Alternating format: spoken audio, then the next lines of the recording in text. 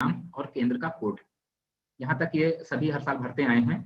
ये पहला जो बिंदु है, इस माह में दर्ज हितग्राहियों की संख्या, ये इस बार एमपीआर में जोड़ा गया है।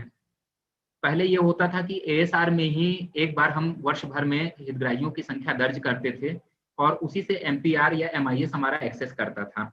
परंतु अब इसमें एक ये नया सेक्शन जोड़ा गया है कि इस माह में दर्ज हितग्राहियों की संख्या, चूंकि हर महीने हितग्राहियों की संख्या कम या ज्यादा होती रहती है, नवीन हितग्राही हमारे दर्ज होते हैं, कुछ हितग्राही हमारे बाहर होते हैं, तो इसलिए जिस रिपोर्टिंग माह में ये भरना है हमको, उस माह में जितनी भी हमारी गर्भवती महिलाएं हैं, धात्री महिलाएं हैं और 6 माह से 0 से 6 वर्ष तक के जो बालक बालिकाओं की जानकारी है, इसमें उसको भरना है और ये जातिवार हमको भरना है। इसी प्रकार की जातिवार का कॉलम हमारे एएसआर में भी है, परंतु ये इस करनी है। इसमें अनुसूचित जनजाति, अनुसूचित जाति, पिछड़ा वर्ग, अन्य और उनका योग, इसमें संभवतः किसी को भी कोई समस्या नहीं होगी और बालक बालिका वार इसमें अलग अलग जानकारियां दर्ज करनी है। तारकेश्वर सर थोड़ा सा ऊपर करेंगे।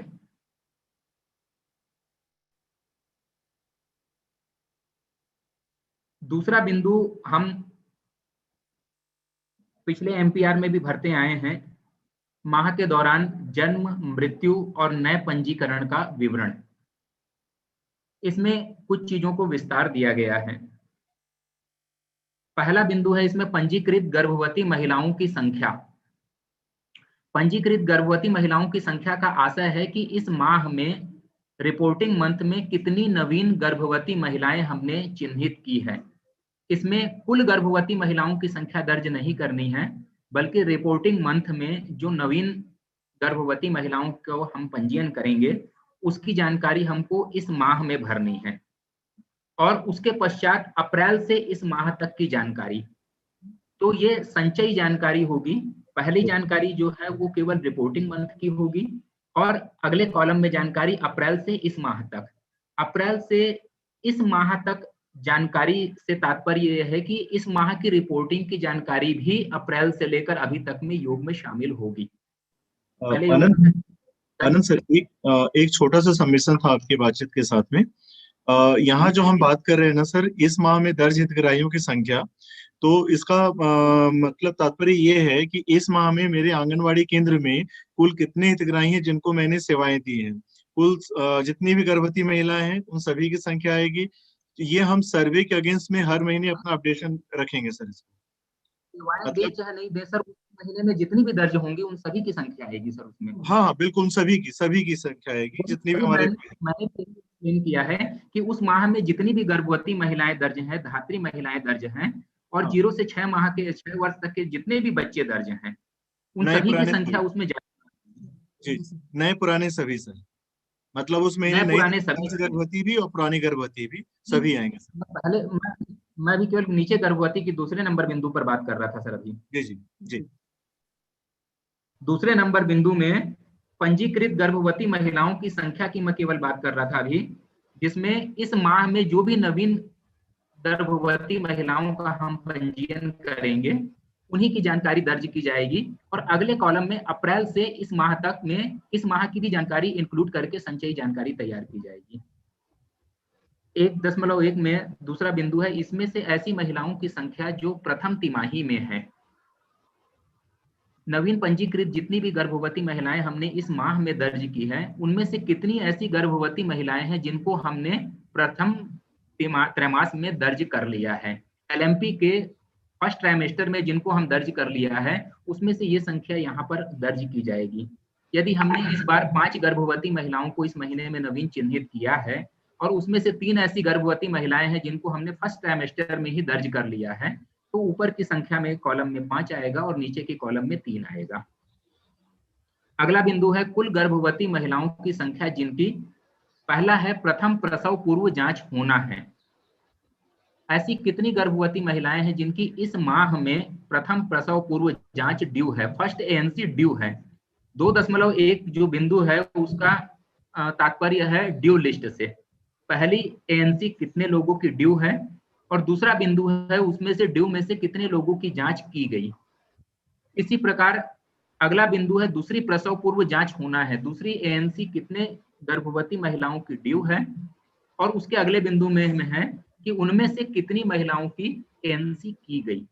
यदि किसी कारण से ड्यू लिस्ट से कम गर्भवती महिलाओं की एएनसी होती है, तो जो शेष बची गर्भवती महिलाएं हैं वो अगले माह की ड्यू लिस्ट में अपने आप जुड़ जाएंगी।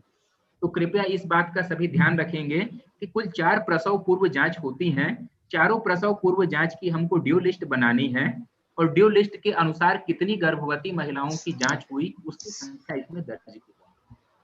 इसी प्रकार इसमें आगे के कॉलम में अप्रैल से इस माह तक की संख्या जानकारी इसमें दर्ज की जाए।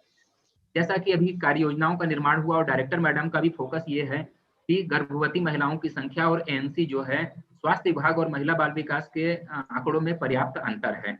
तो इसकी ट्रैकिंग के लिए ये प्रत्येक स्तर पर छोटे छोटे बिंदु इसमें रखे गए हैं।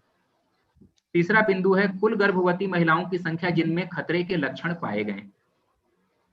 इस माह जो भी गर्भवती महिलाएं हमने दर्ज की हैं, नवीन पंजीकृत की हैं, उनमें से एएनसी के दौरान कितनी महिलाएं ऐसी हैं जिनमें हमको खतरे के लक्षण पाए गए या जिनको हम हाई रिस्क गर्भवती महिलाएं कहते हैं। अगला बिंदु है माह में हुए कुल प्रसव की संख्या। कुल प्रसव की संख्या मतलब रिपोर्टिंग मंथ में कुल कितने प्रसव हुए हैं, और उसके अगले बिंदु में हो जाएंगे कि अप्रैल से लेकर रिपोर्टिंग मंथ तक कुल कितने प्रसव हुए हैं। इसमें सेशन के बाद हम लोग प्रश्न भी ले लेंगे, मैं अभी एक बार बताते जा रहा हूं सभी लोगों को। अगला बिंदु है कि कुल प्रसव में से संस्थागत प्रसव कितने हैं। 5वां नंबर बिंदु है इसमें, इनमें से संस्थागत प्रसव की संख्या शासकीय अथवा निजी अस्पताल मिलाकर। 6वां बिंदु है महिलाओं की मृत्यु की संख्या। थोड़ा सा ऊपर करेंगे तारकेश्वर सर। महिलाओं की मृत्यु की संख्या में नीचे 3 बिंदु हैं। ये एमएमआर से संबंधित है, मातृ मृत्यु से संबंधित है। ए में है गर्भावस्था के दौरान, बी में है प्रसव के दौरान, और सी में है प्रसव के 42 दिन के अंदर। ये 3 प्रकार से मातृ मृत्यु को इसमें डिफाइन किया गया है, और तीनों का योग इसमें 6 नंबर बिंदु पर आएगा, कुल महिलाओं की मृत्यु की संख्या।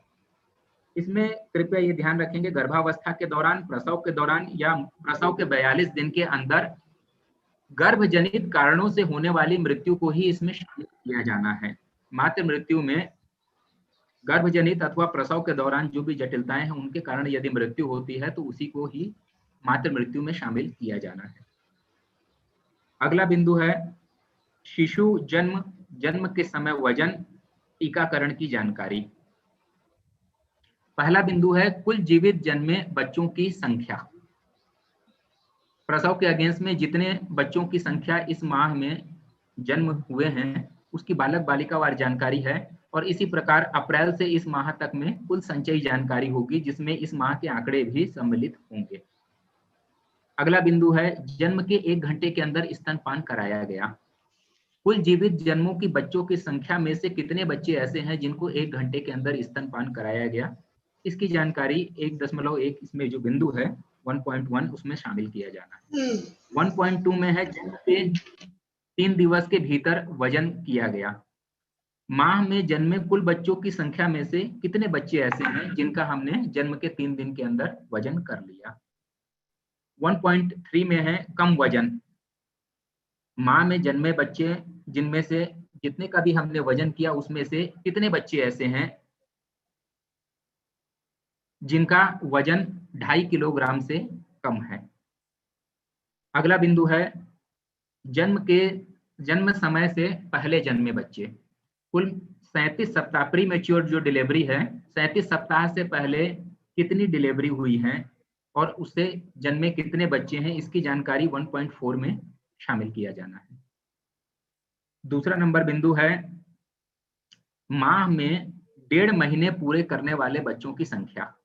इसमें 1.5 माह पूरा करने वाले लिखा हुआ है, जिसमें यह है कि इस महीने 1.5 माह कितने बच्चों ने 1.5 माह की आयु पूरी की और उनमें से 1.5 माह तक की आयु के सभी टीके लग चुके हैं। हमें पता है कि जन्म के समय हमको बीसीजी लगाना है और 1.5 माह में पेंटाफर्स्ट की पहली डोज लगती है। तो इसमें जानने का आशय यही है कि 1.5 माह की आयु पूर्ण होने पर क्या उसे पेंटाफर्स्ट भी तक लग चुका है कि नहीं लग चुका है।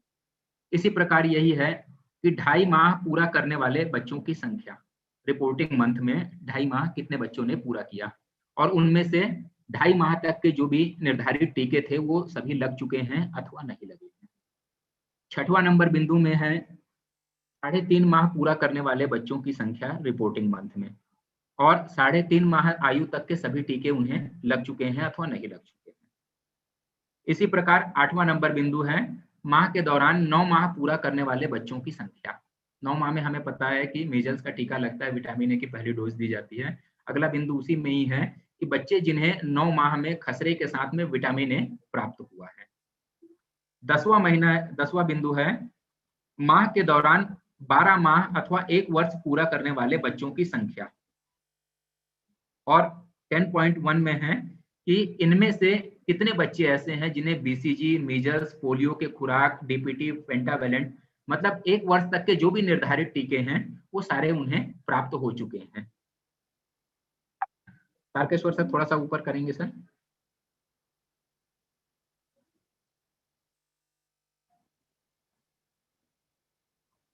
तारकेश्वर सर स्लाइड को थोड़ा सा ऊपर करेंगे सर।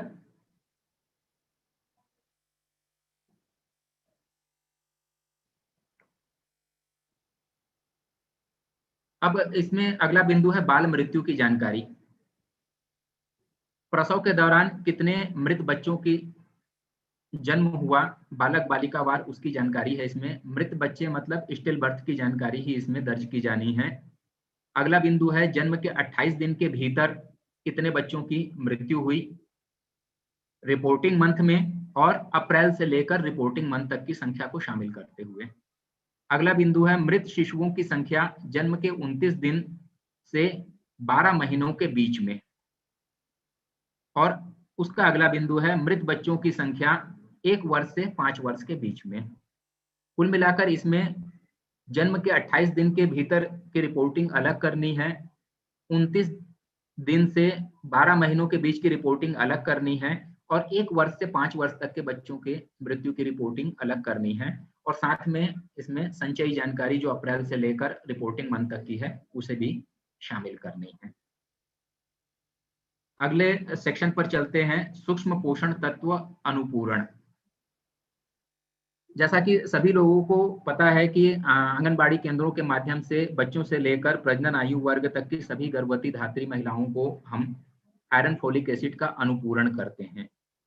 इसी की जानकारी के लिए ये इसमें टेबल बनाया गया है। 6 माह से 9 वर्ष तक के कुल बच्चे, इसमें हितग्राहियों की संख्या लेनी है। अगला इसमें कॉलम बने हुए हैं, दवाई जो दी गई, दवाई जो खाई गई। आप सभी को पता है कि 6 माह से लेकर हम 5 वर्ष तक के बच्चों को सप्ताह में 2 दिन आयरन सिरप की खुराक देते हैं। ये आंगनबाड़ी केंद्र में अथवा उन्हें सीधे हितग्राहियों को बॉटल दिए जाने का भी प्रोविजन है। तो इसमें 6 माह से 9 वर्ष तक के कुल बच्चों में से कितने बच्चे ऐसे हैं जिनको 8 से 10 खुराक की दवाई दी गई, और उनमें से कितने बच्चों द्वारा 8 से 10 खुराक का सेवन किया गया। इसी प्रकार 9 माह से 12 माह तक के कुल बच्चों की संख्या जिन्हें हमने दवाई दिया, और उनमें से कितने लोगों द्वारा दवाई का सेवन किया गया। यही सेम कॉलम है, 1 वर्ष से 2 वर्ष तक के कुल कितने बच्चे ऐसे हैं जिन्हें हमने आयरन की सिरप प्रदाय की, और उनमें से कितने बच्चों द्वारा दवाई का सेवन किया गया। 2 वर्ष तक के से 5 वर्ष तक के बच्चों के लिए भी यही जानकारी हमें दर्ज की जानी है। 6 वर्ष से 10 वर्ष तक के जो जानकारी है उसमें केवल हमें शाला त्यागी बच्चों की ही जानकारी दर्ज की जानी है, क्योंकि 6 वर्ष से जब स्कूलों में बच्चे दर्ज हो जाते हैं तो उन्हें स्कूल शिक्षा विभाग ये दवाइयां देता है, परंतु जो बच्चे ड्रॉप आउट हैं उनकी जिम्मेदारी महिला बाल विकास को दी गई है। तो 6 वर्ष तक से 10 वर्ष तक के कुल शाला त्यागी कितने बच्चे हैं, और उनमें से कितने बच्चों को दवाइयां हमने दी, और उनमें से कितने बच्चों द्वारा दवाइयां ली गई। 6 वर्ष से लेकर आगे जो बच्चों को दवाइयां दी जाती है वो सप्ताह में 1 टेबलेट दी जाती है। इसीलिए इसमें यहाँ पर लिखा हुआ है 4 से 5 पिंक गोली, यदि 4 सप्ताह महीने में आते हैं तो 4 गोली, और यदि 5 सप्ताह होते हैं तो 5 गोली। तो 4 से 5 गोलियां उनको दी जानी है, और उनमें से 4 से 5 गोलियों में से कितनी गोलियों का सेवन उनके द्वारा किया गया, उन बच्चों की संख्या इसमें दर्ज की जानी है। इसी प्रकार किशोरी बालिकाओं की जानकारी भी स्कूल शिक्षा विभाग द्वारा जो है उन्हें आयरन का सप्लीमेंटेशन किया जाता है, परंतु जो शाला त्यागी किशोरी बालिकाएं हैं उनका विभाग द्वारा किया जाता है। शाला त्यागी किशोरी बालिकाओं में से 11 से 14 वर्ष तक के कितनी हितग्राही ऐसे हैं जिनको 4 से अधिक गोलियां दी गई? इसमें 2 कॉलम बने हुए हैं। 11 से 14 वर्ष में शाला त्यागी किशोरी बालिकाओं में जिनमें 4 से अधिक गोलियां जिनको दी गई, और दूसरा जिनमें 4 से कम गोलियां दी गई। तो कितने हितग्राही ऐसे हैं शाला त्यागी किशोरी बालिकाओं में से जिनको 4 से 5 नीली गोली माह में दी गई, और 4 से 5 नीली गोली में से कितनी ऐसी किशोरी बालिकाएं हैं जिनका इनके द्वारा सेवन किया गया? सेम यही जानकारी नीचे शाला त्यागी किशोरी बालिका में 15 से 19 वर्ष के कैटेगरी में भी है कि कितनी शाला त्यागी किशोरी बालिकाएं 15 से 19 वर्ष की हैं जिनको 4 से अधिक गोलियां दी गई और जिनके द्वारा 4 से अधिक गोलियों का सेवन किया गया। और दूसरा बिंदु में है कि 4 से कम गोलियां कितने को दी गई और 4 से कम गोलियों का सेवन कितने द्वारा किया गया। अगला इसमें है प्रजनन आयु वर्ग की महिलाएं जो गर्भवती या धात्री नहीं है। 20 वर्ष से 49 वर्ष तक की आयु समूह की महिलाएं जिनमें गर्भवती और धात्री शामिल नहीं हैं, ऐसी कितनी हितग्राहियों को हमने 4 से 5 नीली गोली दी और उनमें से कितनी महिलाओं द्वारा इन गोलियों का सेवन किया गया? ये आयरन फोलिक एसिड के आयरन सप्लीमेंटेशन के बाद में है। आयरन, कैल्शियम, एल्बेंडाजोल, ये 3.2 है, वो केवल गर्भवती और धात्री महिलाओं के लिए स्पेसिफिक दिया गया है। इसमें बिंदु है हितग्राही एल्बेंडाजोल की गोली प्राप्त और सेवन, फोलिक एसिड प्राप्त और सेवन, आयरन फोलिक एसिड प्राप्त और सेवन, कैल्शियम की गोली प्राप्त और सेवन। इसमें दिया हुआ है गर्भवती महिलाएं, तो इसमें प्राप्त में हमें गर्भवती महिलाओं की संख्या लिखनी है कि कितनी गर्भवती महिलाओं को गोलियां प्राप्त हुई और उनमें से कितनी गर्भवती महिलाओं द्वारा गोलियों का सेवन किया गया। प्राप्त में कृपया गोलियों की संख्या नहीं लिखना है। कृपया सभी इस चीज को ध्यान रखेंगे कि एल्बेंडाजोल की गोली कितनी गर्भवती महिलाओं को प्राप्त हुई और उनमें से कितनी गर्भवती महिलाओं द्वारा सेवन किया गया। इसी प्रकार कितनी गर्भवती महिलाओं द्वारा गर्भवती महिलाओं को रिपोर्टिंग मंथ में फॉलिक एसिड की टेबलेट प्राप्त हुई और उनमें से कितने द्वारा सेवन किया गया।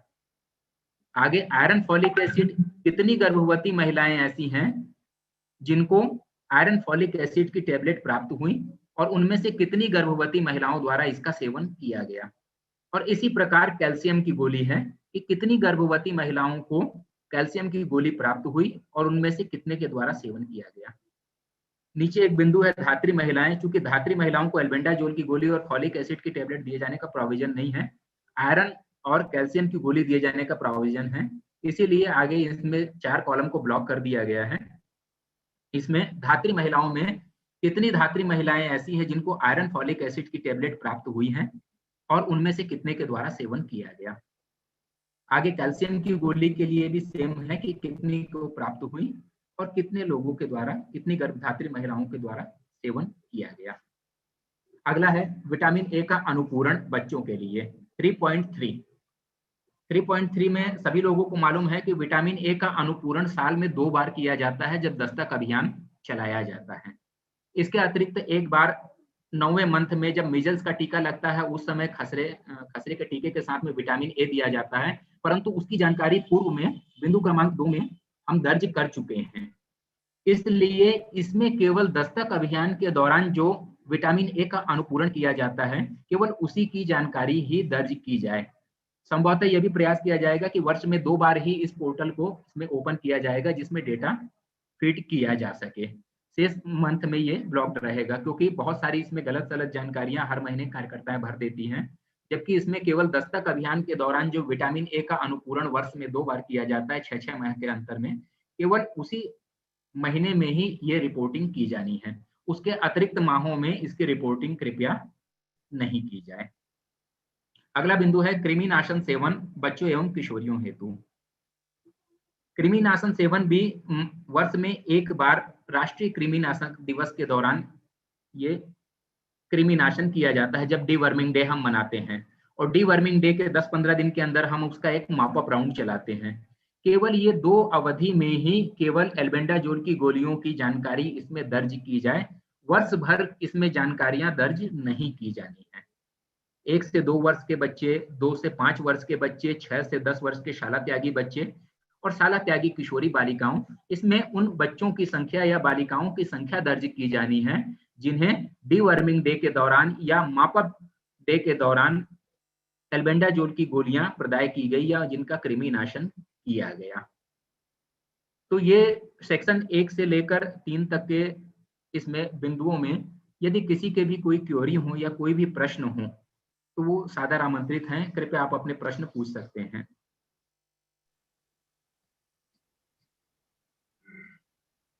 प्रश्न पूछने के लिए आपको हैंड रेज करना होगा। नहीं, सबको अनम्यूट कर दिया क्या? हैंड रेज करना पड़ेगा। आप या तो हैंड रेज करिए या चैट में जाके अपने सवाल लिख के भी पूछ सकते हैं। 1 मिनट का समय है, अगर कोई सवाल नहीं आया तो हम अगले सेक्शन में चले जाएंगे।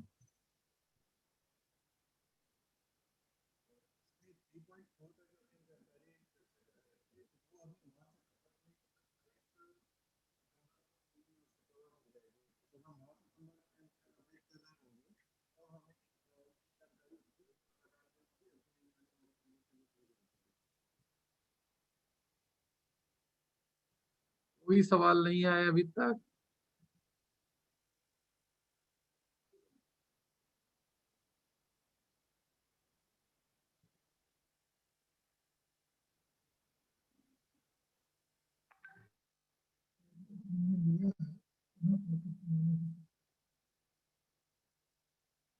देखिए आनंद, आप देख सकते होंगे जो चैट में जो आ रहा है 2 नंबर बिंदु को लिखा हुआ है।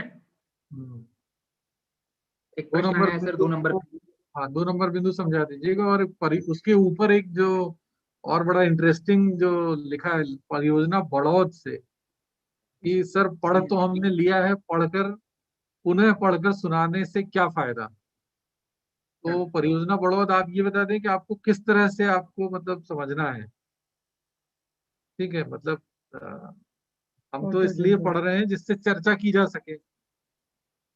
तो अगर बिना पढ़े चर्चा की जा सकती है तो आप बता दें कैसे हो सकती है वो। ठीक है, आप इस पे लिख के बता दें। ठीक है, तो आनंद आप 2 नंबर पॉइंट फिर से क्लियर कर दें। 2 नंबर बिंदु पर मैं फिर से आ जाता हूँ सर। हाँ। तारकेश्वर सर, थोड़ा सा 2 नंबर बिंदु को फिर से एक बार ले लेते हैं। 2 नंबर बिंदु में जो पहले हम लोग एमपीआर दर्ज करते थे उसमें केवल हम लोग गर्भवती महिलाओं की नवीन पंजीयन की संख्या ही दर्ज करते थे। उसके अलावा उनकी एएनसी जांच या बाकी जानकारियां हम लोग दर्ज नहीं करते थे। इस बार इसको जो है विस्तार दिया गया है और इसमें पहला बिंदु मैं फिर से एक बार पढ़ देता हूं, पंजीकृत गर्भवती महिलाओं की संख्या। इसमें पंजीकृत गर्भवती महिलाओं की संख्या में जो मंथ में नवीन गर्भवती पंजीकृत की जाएंगी रिपोर्टिंग मंथ में, केवल उन्हीं की संख्या इस माह में दर्ज करना है। और अप्रैल से इस माह तक में, अप्रैल से लेकर कुल संचयी जानकारी इस माह तक की जानकारी को सम्मिलित करते हुए इसमें अप्रैल से इस माह तक में संख्या दर्ज करेंगे। इसमें 2 कॉलम हैं, एक माह की रिपोर्टिंग और दूसरा अप्रैल से इस माह तक की रिपोर्टिंग। माह में केवल नवीन पंजीकृत महिलाओं की संख्या ही दर्ज करेंगे और अप्रैल से इस माह तक में उन संख्या को शामिल करते हुए अप्रैल से लेकर अभी तक जितनी भी गर्भवती महिलाओं की हमने नवीन पंजीयन किया है जानकारी हम इसमें संचयी रूप से दर्ज करेंगे। नवीन पंजीकृत महिलाओं में से कितनी महिलाएं ऐसी हैं जो प्रथम तिमाही में हमने दर्ज कर ली है। 1.1 पे वो आएगा कि नवीन पंजीकृत में से कितनी महिलाएं ऐसी हैं जिनको हम फर्स्ट ट्राइमेस्टर में ही दर्ज कर चुके हैं।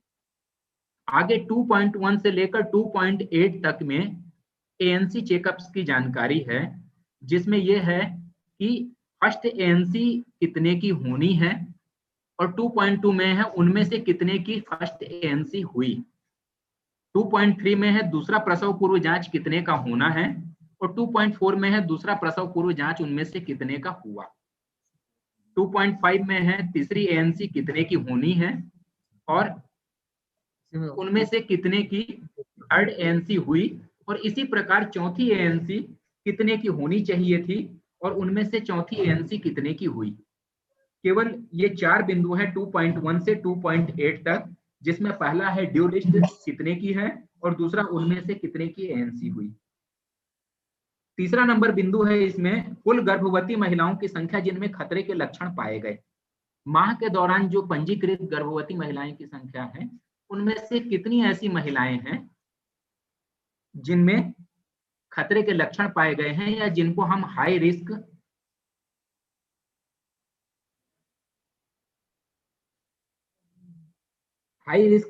महिलाएं, उनमें से कितनी मिली है हमको। दूसरा नंबर बिंदु में, तीसरे नंबर बिंदु में हाई रिस्क की जानकारी हमको दर्ज करनी है। चौथे नंबर बिंदु में महीने में कुल कितने प्रसव हुए हैं। चौथे नंबर बिंदु में कुल महीने में कितने प्रसव हुए हैं, उस महीने की जानकारी भरनी है और आगे संचयी जानकारी भरनी है। कुल प्रसव में से कितने संस्थागत प्रसव हुए हैं, उनकी जानकारी इस माह में भरनी है और संचयी जानकारी भी हमको भरनी है। और इसी प्रकार छठवें नंबर बिंदु में महिलाओं की मृत्यु की जानकारी भरनी है, जिसमें गर्भावस्था के दौरान, प्रसव के दौरान और प्रसव के 42 दिन के भीतर कुल 3 इसमें कॉलम बने हुए हैं। तीनों का योग हमको 6 नंबर बिंदु में भरना है। दूसरा कुछ चैट्स आ रहे थे इसमें, मैं देख रहा था कि ये पहला नंबर बिंदु के लिए पूछ रहे हैं दर्ज हितग्राहियों की संख्या। तो पहले नंबर बिंदु में मैं ये बता दूं कि दर्ज हितग्राहियों की संख्या मतलब माह में कुल दर्ज हितग्राहियों की संख्या है, जिसमें नवीन और पुराने सभी शामिल होंगे। उस माह के दौरान हमारे कितने ऐसे हितग्राही हैं जिनको हम सेवा दे सकते हैं या सेवा देना चाहते हैं, उन सभी की जानकारी इस माह में दर्ज हितग्राहियों की संख्या में शामिल होंगी। इसके अलावा भी कुछ चैट्स हैं।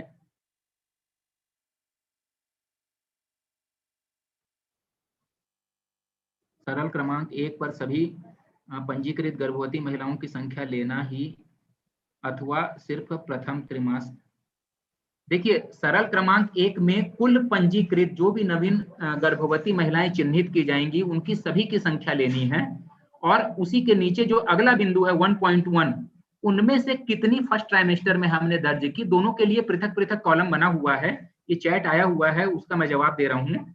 तो उसमें दोनों के लिए अलग अलग कॉलम बना हुआ है कि कुल दर्ज गर्भवती महिलाएं नवीन पंजीकृत कितनी है और उनमें से फर्स्ट ट्राइमेस्टर की कितनी है। और किसी के कोई प्रश्न हो इसमें? दो लोगों ने हैंड रेज किया, उनको अनम्यूट करो।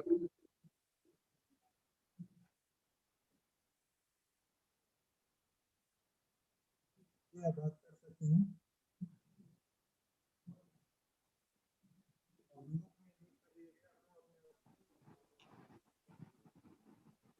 मिहोना रोन। नमस्कार सर, मैं मिहोना रोन भिंड से बात कर रही हूँ। बिंदु क्रमांक 1 में इस माह में दर्ज हितग्राहियों की संख्या का ही सवाल था, पर उसका जवाब अभी आपके द्वारा दे दिया गया है, हमें समझ में आ गया है अच्छे से।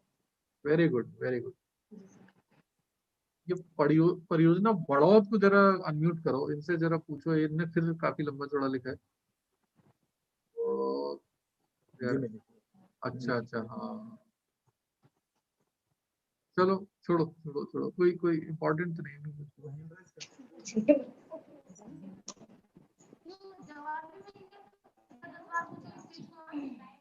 वही सवाल पूछ रहे हैं, वही क्लियरली बता रहे हैं।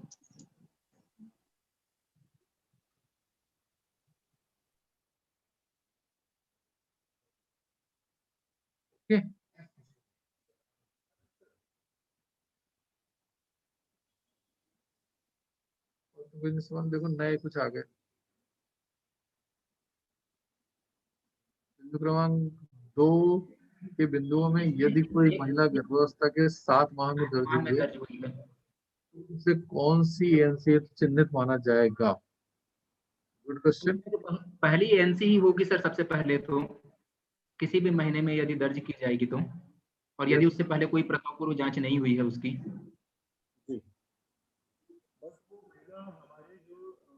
परियोजना डभरा।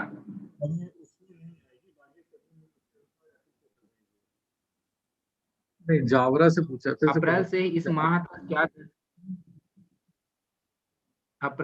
माह तक क्या दर्ज करना है कॉलम 2 में।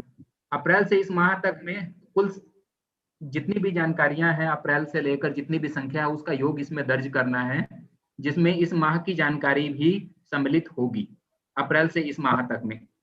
ये जो एमपीआर है, ये जुलाई महीने से भरना है। जुलाई महीने का एमपीआर भरना है ना, जी। देन अगस्त का भरना है, देन सितंबर का भरेंगे जी। आप बाद में जाके। तो इस माह में जानकारी जो रहेगी जुलाई माह की रहेगी और अप्रैल से इस माह तक 1 अप्रैल से लेकर यदि कोई और प्रश्न नहीं हो तो अगले सेक्शन में चलें। थैंक यू आनंद, बहुत अच्छा आपने प्रेजेंटेशन दिया और बहुत अच्छा आपने डाउट क्लियर किए। अब मैं आमंत्रित करता हूँ गौरी शंकर लोवंशी जी को। गौरी शंकर लोवंशी जो है जबलपुर जिले के कुंडम परियोजना में परियोजना अधिकारी हैं और आपका काफी एक्सपीरियंस्ड व्यक्ति हैं और हमारे साथ काफी सालों से MIS से जुड़े हुए हैं। तो मैं अनुरोध करूंगा कि आप 3 से लेकर 6 तक आप इस सेक्शन को मार्गदर्शन करने के कष्ट करें। 4 से, हाँ 4 से। गौरीशंकर मेरी आवाज सुन रहे हैं?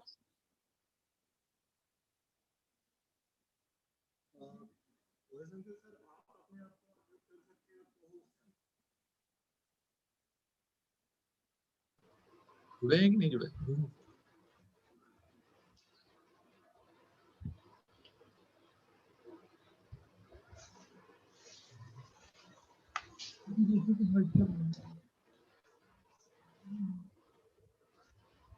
ये से कर दो।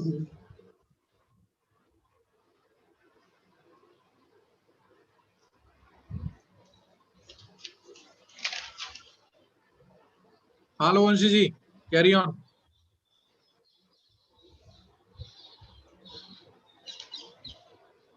लोवंशी जी मेरी आवाज आ रही है?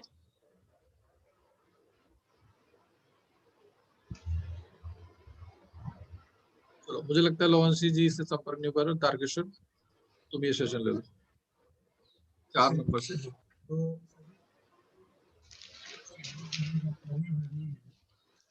हमारी सामुदायिक जानकारी होगी जो हम सामुदायिक गतिविधियों का आयोजन करेंगे मंगलवार में आंगनबाड़ी केंद्रों पे। तो सबसे पहला जो हमारा है गोद भराई का सत्र है जिसमें हम पहले मंगलवार को करते हैं। तो इसमें जो जानकारी लेनी है उपस्थित महिला समूह सदस्यों की संख्या। महिला समूह सदस्यों की संख्या में सभी तरह की जो भी समूह हैं हमारे आंगनवाड़ी केंद्रों के में, चाहे वो फॉर्मल मतलब किसी ग्रामीण विकास विभाग में दर्ज हो या अन्य विभागों में दर्ज हो या इनफॉर्मल समूह हो, उन सभी महिला सदस्यों की संख्या आएगी। या उपस्थित सौर्या दल सदस्यों की संख्या आएगी। फिर उपस्थित महिला जनप्रतिनिधियों की संख्या यहाँ पे लिखा जाना है।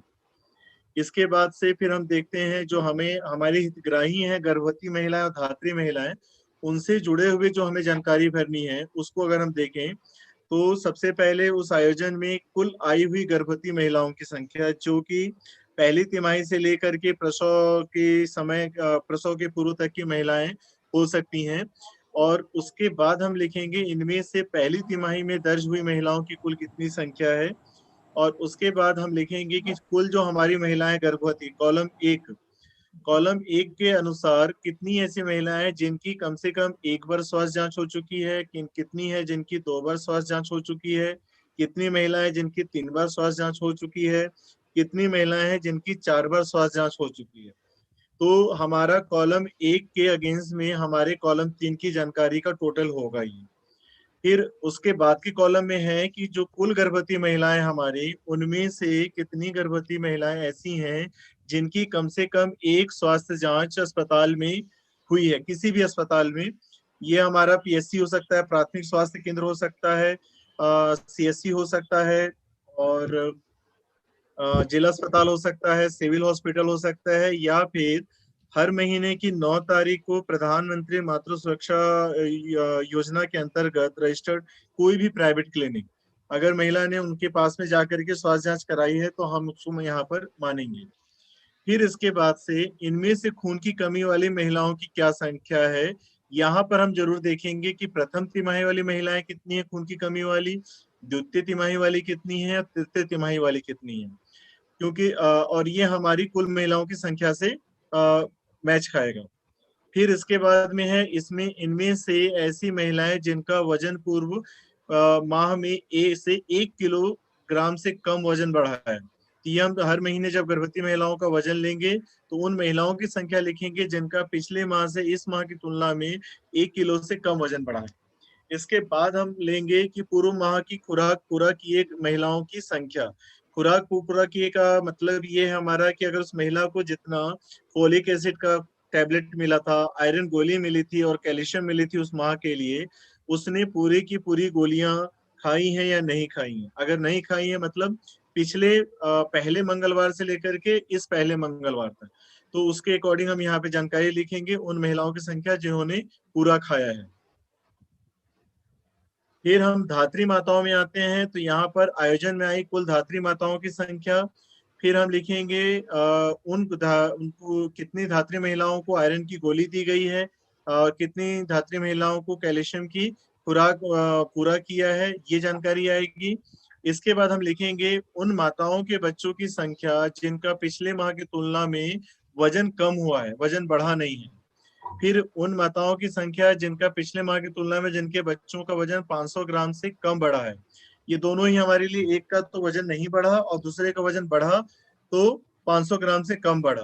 फिर इन बच्चों के माओं की संख्या जिन्हें केवल माँ का दूध दिया जा रहा है, जो केवल स्तनपान कर रहे हैं, जिन्हें अभी तक ऊपर से कुछ भी नहीं दिया गया है, ये धात्री माँ में। तो इस तरीके से हमारा पहले मंगलवार की जानकारी गर्भवती महिलाओं की और धात्री महिलाओं की जानकारी यहाँ पर भरी जानी है। इसी प्रकार से हम जो दूसरे मंगलवार को अन्नप्राशन दिवस का आयोजन करते हैं उसमें क्या क्या जानकारी रहेंगी। तो पहली 3 जानकारी सामान्य रहेंगी कि कुल उपस्थित महिला समूह सदस्यों की संख्या, उपस्थित सौर्या दल के सदस्यों की संख्या और महिला जनप्रतिनिधियों की संख्या। फिर हम इसको लेंगे 7 माह से 12 माह के बच्चों के ऊपरी आहार की निरंतरता को लेकर के जानकारी लेंगे। इसमें हम देखेंगे कि कुल कितने ऐसे बच्चे हमारे आंगनवाड़ी केंद्र पे पहुंचे हैं 7 माह से 12 माह के बच्चे। फिर आयोजन में शामिल 7 माह से 12 माह के बच्चे कुल कितने हैं और कितने आयोजन में शामिल हुए। उसके बाद से हमें देखना है कि इनको जो भोजन दिया जा रहा है 7 माह से 12 माह के बच्चों को, उनके भोजन में कितने बच्चों के भोजन में क्या क्या शामिल है खाद्य पदार्थ। तो जैसा पहले लिखा है चावल, रोटी, दाल, कितने बच्चे खा पा रहे हैं, कुल जो बच्चे हमारे आयोजन में शामिल हुए हैं उनके विरुद्ध। इसी तरीके से सब्जी तथा फल कितने बच्चे खा पा रहे हैं। इसी प्रकार से ऊपर से तेल, घी या गुड़ कितने बच्चों को के खाने में परिवार द्वारा जोड़ा जा रहा है। और फिर उसके बाद जिनको दिन में 3 से 4 बार आहार और माँ का दूध दिया जा रहा है, ये संख्या उन्हीं में से निकल करके आएगी। फिर जिनको अभी भी केवल माँ का दूध दिया जा रहा है, फिर ऐसे बच्चों की संख्या जिनका ऊपरी आहार तो हमारी कार्यकर्ता ने शुरू करवाया, लेकिन अभी भी परिवार में केवल माँ का दूध दे रहे हैं, ऊपरी आहार नहीं दे पा रहे, तो ऐसे बच्चों की संख्या आ जाएगी। फिर पिछले माह की तुलना में वजन के आधार पर हम देखेंगे कि ऐसे बच्चे जिनके वजन में कोई बदलाव नहीं आया, फिर ऐसे बच्चे जिनका वजन 500 ग्राम से बढ़ा, तो ये हो गया। फिर इसके बाद हम देखेंगे कि बच्चों की बीमारी का क्या स्तर है। इसमें हम देखेंगे कि बच्चे जिन्हें पिछले माह में कोई बीमारी हुई थी उनकी संख्या, कि 7 माह से 12 माह के बच्चों के बीच में कितने बच्चों को दस्त हुआ, या कितने बच्चों को निमोनिया श्वास संबंधी बीमारी हुई, या कितने बच्चों को अन्य किसी भी प्रकार की बीमारी हुई। तो ये जानकारी हमें अब लेनी है अपने अन्नप्राशन दिवस के सत्र के दौरान। इसी प्रकार से हम बाल चौपाल के बारे में, जो हम हर महीने के तीसरे मंगलवार को आयोजित करते हैं, उसमें जानकारी जो लेंगे। आयोजन में कुल 3 से 6 साल के शामिल बच्चों की संख्या, फिर आयोजन में शामिल कुल अभिभावकों की संख्या, फिर उपस्थित महिला समूह सदस्यों की संख्या और उपस्थित सौर्या दल सदस्यों की संख्या, महिला जनप्रतिनिधियों की संख्या, आयोजन में बच्चों द्वारा प्रदर्शित कुल गतिविधियों की संख्या। यहाँ पर जैसा कि गौरी सर इसको और चर्चा करते तो बता भी पाते इसको अच्छे से, कि अगर गौरी सर अगर आ चुके हैं तो फिर आप इसको कंटिन्यू कीजिएगा सर। जैसे ही आप आ जाएंगे तो मैं इसको डिसकंटिन्यू कर दूंगा, आप वहां से फिर इसको टेकअप कर लीजिए।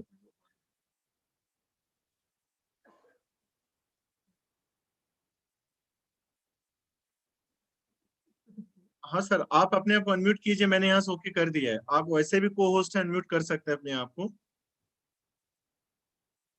गौरी सर,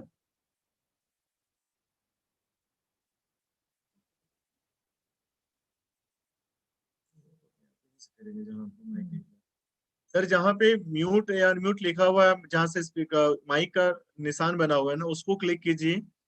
सो दैट आप वहां से अपने आप को अनम्यूट कर पाएंगे।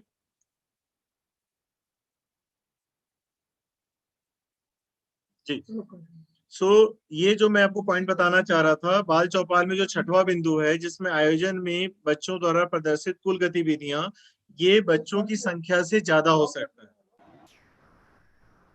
ठीक है, ये बच्चों की संख्या ज्यादा हो सकता है क्योंकि एक बच्चा एक से अधिक गतिविधियों में भी शामिल हो सकता है। अब हम बाल चौपाल की सर, आप को होस्ट हैं, आप अपने आप को अलाउ कर सकते हैं, को होस्ट को कोई इशू नहीं है सर।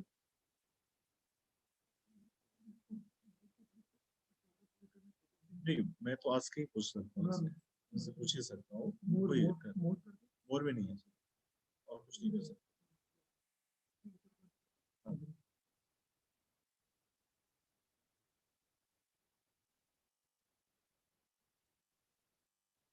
सर अब करके देखें आप।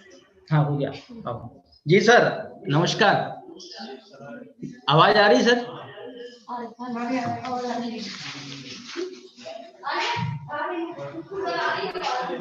जी सर। दाल काटी भरता बनाने के लिए आप लोग हो, इसको चढ़ा लेना, उसको उसमें भी। जी, तो मैं सर गौरी सर, आप अपने को दोबारा अनम्यूट कीजिएगा, क्योंकि मैंने अभी कुछ लोग अपने आप को अनम्यूट कर लिए थे। आप कर लीजिए गौरी सर दोबारा। जी, आ रही है आवाज सर? हाँ। जी, तो सर आप पहले तो सर बता चुके हैं, मैं कहाँ से शुरू करूं सर? यही बाल चौपाल से आप कंटिन्यू कीजिए सर। अच्छा सर, बाल चौपाल में जो है बाकी का आयोजन में शामिल 3 से 6 वर्ष के बच्चे होते हैं। उपस्थित महिला समूह सदस्यों की संख्या, इसमें यदि कोई पुरुष भी समूह का सदस्य में मतलब सदस्य आते हैं, तो हम समूह दोनों टाइप के रहते हैं, क्योंकि बहुत सारे आजीविका के या दूसरे वन समिति के जो समूह रहते हैं उसमें पुरुष भी रहते हैं, तो हम उनको भी ध्यान में रखेंगे कि वो भी क्या इसमें शामिल हुए हैं। इसी प्रकार से महिला जनप्रतिनिधियों की संख्या की जो बात हम कर रहे हैं, तो जनप्रतिनिधि भी कई और भी क्षेत्र के रहते हैं। पंचायती राज के अलावा यदि आपके मंडी सदस्य हों, आपके सहकारिता के चुने हुए सदस्य हैं, या आपके जल उपभोक्ता सिंचाई के सदस्य हैं, क्योंकि कुछ जिले में तो होशंगाबाद जैसे जिले में तो सिंचाई के जो सदस्य रहते हैं, चुने हुए प्रतिनिधि, उनकी बहुत ज्यादा समाज के अंदर में बात रहती है।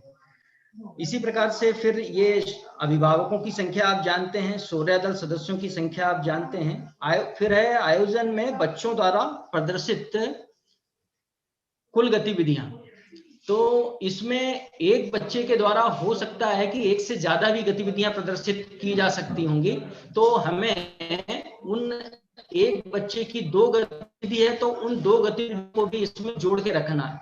ऐसा हो सकता है कि बच्चे हैं, उससे ज्यादा गतिविधि आपको यहाँ पे दर्शानी पड़ सकती है। अगला फिर एक बाल चौपाल आयोजन में शामिल 1 से 6 वर्ष के बच्चों की जानकारी है। हम जो जन्मदिन मना रहे हैं 1 से 6 वर्ष के बच्चों का, और यहाँ पे सामान्य, कम वजन, अति कम वजन और सेम। यहाँ पे आपको देखना होगा कि जो यहाँ पे पुनः पोषण स्तर बताने का मकसद एक है कि हमारा जो कुपोषण है इस उम्र के बच्चों में बहुत ज्यादा रहता है। जितने भी आयु वर्ग हैं हम देखते हैं कि यहाँ पे बहुत ज्यादा रहता है, 6 महीने से 1 साल में। तो इस कारण से यहाँ पे विशेषकर से पेरेंट्स भी यहाँ पे आते हैं, तो उनके नजर में आ जाए कि हमारे बच्चों की क्या स्थिति है बाल चौपाल के आयोजन में, तो ये विशेषकर से पेरेंट्स भी वहां पे तुलनात्मक रूप से जुड़ जाएंगे। फिर है आपके निर्धारित थीम अनुसार गतिविधि में भाग लेने वाले बच्चे। ये थीम पहले भी आई हुई है और अभी भी डायरेक्टेड से बोला गया है कि हम पुनः शेयर कर देंगे। इसमें बहुत सारी थीम है जो बच्चों के अनुकूल है, जिसमें आपके पर्यावरण की है, आकार की है, संज्ञानात्मक थीम है, भावनात्मक थीम है, रचनात्मक थीम है, चित्रकारी की बहुत सारी है। तो वो गतिविधियों के बारे में जो थीम है यहाँ पे उनका जिक्र होना है कि 3 से 4 में कितने बच्चे थीम अनुसार शामिल हुए, 4 से 5 के कितने हुए, 5 से 6 के कितने हुए। बच्चे जिनका वजन पिछले माह की तुलना में कम हुआ, इसको हम पंजी क्रमांक 11 का सहारा लेंगे। ये हमको पहले से ही पता है और ये देखेंगे कि उनका वजन पिछले माह की तुलना में कम हुआ है क्या। फिर है बच्चे जिन्हें पिछले माह कोई बीमारी हुई हो, आप जानते हैं दस्त के बारे में है, दस्त सबसे ज्यादा कुपोषण के लिए जवाबदेह बन जाता है। इसी प्रकार निमोनिया और अन्य बीमारी के बारे में। सर थोड़ा ऊपर करें स्क्रीन।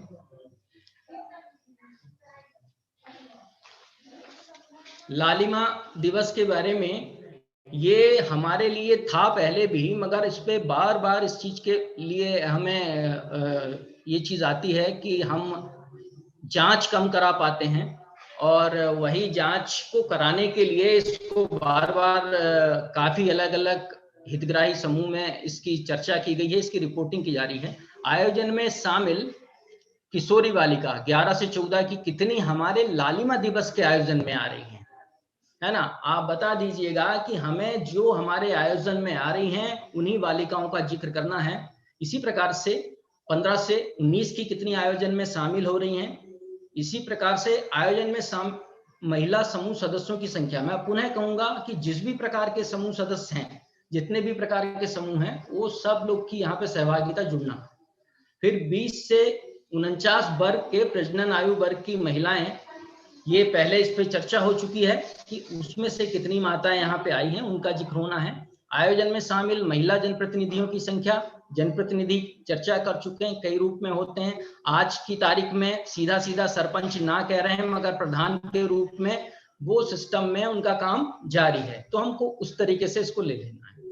फिर है माहवारी स्वच्छता एवं सैनिटरी पैड पर चर्चा हुई। ये इसमें हाँ ना की बात नहीं है। जब भी एक बात आई थी कि नहीं साहब ये तो हम पढ़ के सुन लिए हैं, सही बात है, पढ़ के ही हम लिख रहे हैं, मगर इसमें माहवारी स्वच्छता हमें चर्चा, मतलब चर्चा होनी है कि वास्तव में कौन बालिका या माँ प्राप्त कर रही है, नहीं है तो क्या उसको कठिनाई है, कैसे उसको प्रेरित कर सकते हैं, क्या उनकी समस्या है, इसको लेके ये चर्चा होना बहुत शब्द है, इसको आंकड़ों में नहीं लिखा, मगर इसका मायना बहुत ज्यादा है।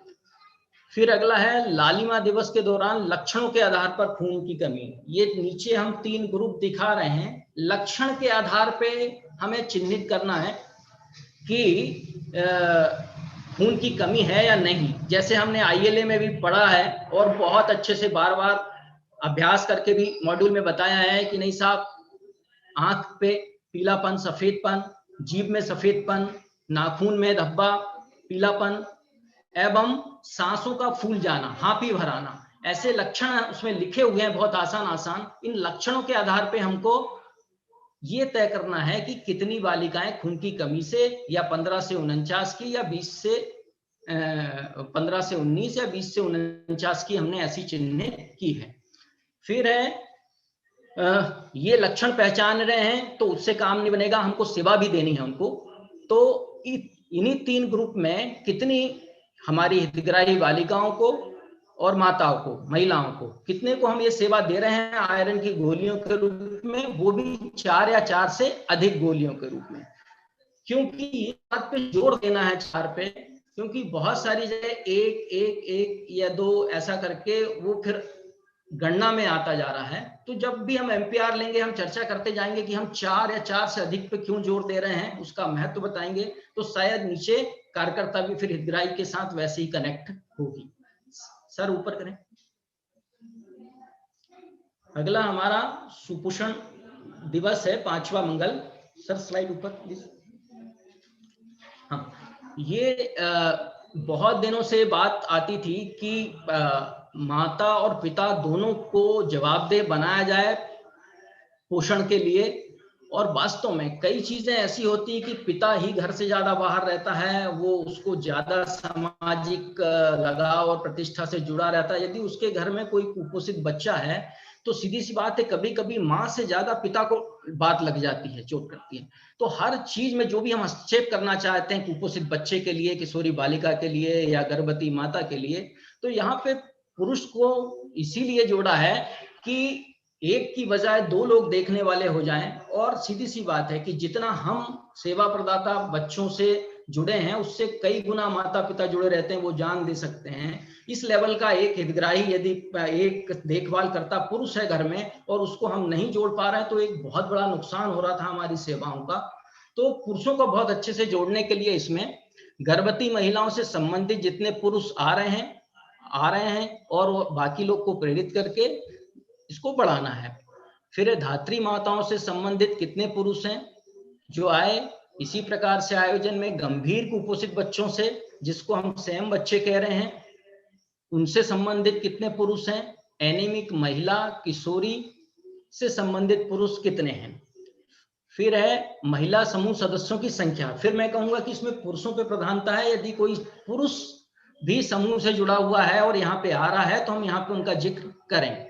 सौर्य दल सदस्यों की संख्या, सीधी सी बात है, इसमें भी हमारे पुरुष हैं, तो दोनों तरीके से वो यहाँ पे आएंगे, सदस्य के नाते भी और पुरुष तो इसमें जोड़े ही जा रहे हैं। आयोजन में शामिल पुरुष जनप्रतिनिधियों की संख्या बहुत जोड़िएगा, क्योंकि ये ही गांव के नेतृत्व प्रदान करता है। जब इनको लोग आता हुआ देखेंगे तो स्वाभाविक सी बात है कुछ कुछ शुरुआत होगी, और वही हमारा मकसद है कि पुरुष जनप्रतिनिधि को इसमें विशेष अलग स्थान दिया गया है। ग्राम आयोजन में आयोजन में ग्राम की पोषण स्थिति में सुधार हेतु पुरुष भागीदारी पर चर्चा की गई। फिर मैं चर्चा हाँ नहीं में जरूर लिखी है, मगर मैं यही कहूंगा कि जब भी हम बात करें सुपरवाइजर से, सुपरवाइजर कार्यकर्ता से, ये चर्चा जरूर हो कि पुरुष क्यों नहीं आ रहे हैं, उनको बाधा क्या है, दिक्कत क्या है। और जब उनको पता लगेगा, जिस पुरुष को आ गया कि मेरे बच्चे को कुपोषण से, दिमागी लंगड़ापन से और बोनेपन से बचाने के लिए चर्चा थी, तो शायद जरूर उसका प्रेम जागेगा और वो जुड़ेंगे हमारे इस कार्यक्रम से। तो चर्चा होना बहुत जरूरी है, तब जाके हाँ नहीं के निष्कर्ष पे पहुंचे। अगला है ग्राम स्वास्थ्य और पोषण दिवस की गतिविधियां। क्या नियत समय पर ग्राम स्वास्थ्य पोषण दिवस हुआ? सीधी बात है, इसका पूरा राष्ट्रीय स्तर पर कार्यक्रम बना हुआ है। जरूर हमारे सब लोगों को, फील्ड में जो लोग हैं उनको पता रहे, हितग्राहियों को भी पता रहे कि हमारे यहाँ पे ये किस दिन तय है। आंगनवाड़ी स्त्री निगरानी एवं सहयोग समिति की बैठक पर चर्चा। ये जो बताया है, सुबह भी बता कि ये हमारी ग्राम स्वच्छता समिति जो थी, जिसको आजकल तदर समिति कहते हैं या ग्राम स्वास्थ्य तदर समिति कहते हैं, यही वह समिति है, ग्राम तदर समिति, जिसकी यहाँ पे चर्चा हो रही है। आपको पता है इसमें कि पहले इसका अध्यक्ष महिला पंच या सरपंच हुआ करता था, अब कोई भी सक्रिय महिला को इसमें अध्यक्ष ले लिया है। इसके 3 खाते हैं, आप जानते हैं, एक पोषण खाता, एक स्वच्छता खाता और एक स्वास्थ्य खाता। स्वास्थ्य खाते में आशा सचिव है, पोषण खाते में तदर समिति जिसको हम चलाते हैं हमारी कार्यकर्ता सचिव है, इसी प्रकार से स्वच्छता खाते में हैंडपंप में। तो इस या वो सचिव यहाँ नहीं है तो वहाँ सचिव के पास ही में है। तो ये जो समिति है इस प्रकार से है। फिर क्या उसमें आशा कार्यकर्ता उपस्थित थी, आप लिख देंगे। क्या जनप्रतिनिधि अथवा ग्राम स्वच्छता पोषण समिति के सदस्य लोग उपस्थित थे या नहीं थे। ड्यू लिस्ट के अनुसार VHND के दौरान प्रसव पूर्व जांच हेतु कुल गर्भवती माताओं की संख्या। ये प्रसव पूर्व जांच के लिए कितनी ड्यू लिस्ट, पहले के हम उसमें भी चर्चा की है कि कितनी माताएं थी, उनको हमको यहाँ पे लिखना है। और फिर अगला है F में कि उसमें से कितनी की जांच संपन्न करा पाए हम। ड्यू लिस्ट के अनुसार G में VHND के दौरान टीकाकरण हेतु कुल बच्चों की संख्या। ये बच्चे यहाँ पे 5 वर्ष तक के, सर ने कहा और हम इस पे बात लेंगे कि जो जिनको बूस्टर डोज मिलना है उनको समाहित करके, क्योंकि 1 वर्ष तक के बच्चों की हम जिक्र ऊपर कर चुके हैं, तो यहाँ पे बूस्टर वाले बच्चे कितने हैं जो कि इस माह के लिए थे और उसमें से कितने को टीका H में हम लिखेंगे कि हुआ। फिर I और J, I में है क्या स्वास्थ्य एवं पोषण परामर्श सत्र का आयोजन किया गया। तो जो पोषण परामर्श है, सीधी सी बात है कि ये सत्र में भी यही हमारे परिवर्तन का बहुत बड़ा आधार है कि यहाँ पे जो सत्र होगा वो खुद लोग अपनी प्रेरणा से या फिर दूसरे के द्वारा किए गए व्यवहार से और आपके बताए हुए जो प्रदर्शन है, कोई ना कोई चीज के प्रदर्शन के आधार पे, डिस्प्ले के आधार पे आप उनको अपना जो बात व्यवहार परिवर्तन के लिए बताना चाहते हैं उसको यहाँ सुनिश्चित करने की बात कही गई है कि सत्र हुआ मतलब सत्र होना चाहिए कि लोगों के लिए व्यवहार परिवर्तन के लिए हम क्या कर पा रहे हैं। फिर है क्या VHND के दौरान मदर्स मीटिंग का आयोजन किया। ये मदर्स मीटिंग आशा लोगों के, जैसे सर ने बताया था कि आशा लोगों के द्वारा कंडक्ट की जाती है, हम जरूर उसमें सहयोग करेंगे, कार्यकर्ता रहेगी, हितग्राही रहेंगे और आशा इसको जरूर करेगी और हम मॉनिटर भी कर सकते हैं क्योंकि उसको इस चीज के लिए इंसेंटिव मिलता है। तो सीधी सी बात है कि वो भी सचेत रहेगी और इसके बहाने हमारी ये मीटिंग का आयोजन भी संपादित हो जाएगा। जी ऊपर करें स्लाइड। लालिमा योजना के बारे में एनीमिया जो है, मैंने कहा है कि ये बहुत महत्वपूर्ण चीज, मगर हमारे यहाँ पे जैसे शुरू में भी बात हुई थी, आनंद बता रहे थे कि रिपोर्टिंग बहुत गलत हो जाती थी, मगर इसको करने के लिए बार बार हम कोशिश कर रहे हैं कि इसकी जांचें हों ताकि जी थोड़ा सा आपको रोकना चाहेंगे सर, क्योंकि कुछ सवाल आ गए हैं जो मंगल दिवस से जुड़े हुए हैं, फिर हम इस पे आ जाएंगे। तो उसमें कुछ सवाल थे जिसको मैं पढ़ रहा हूँ, फिर आप उनको बता भी दीजिएगा।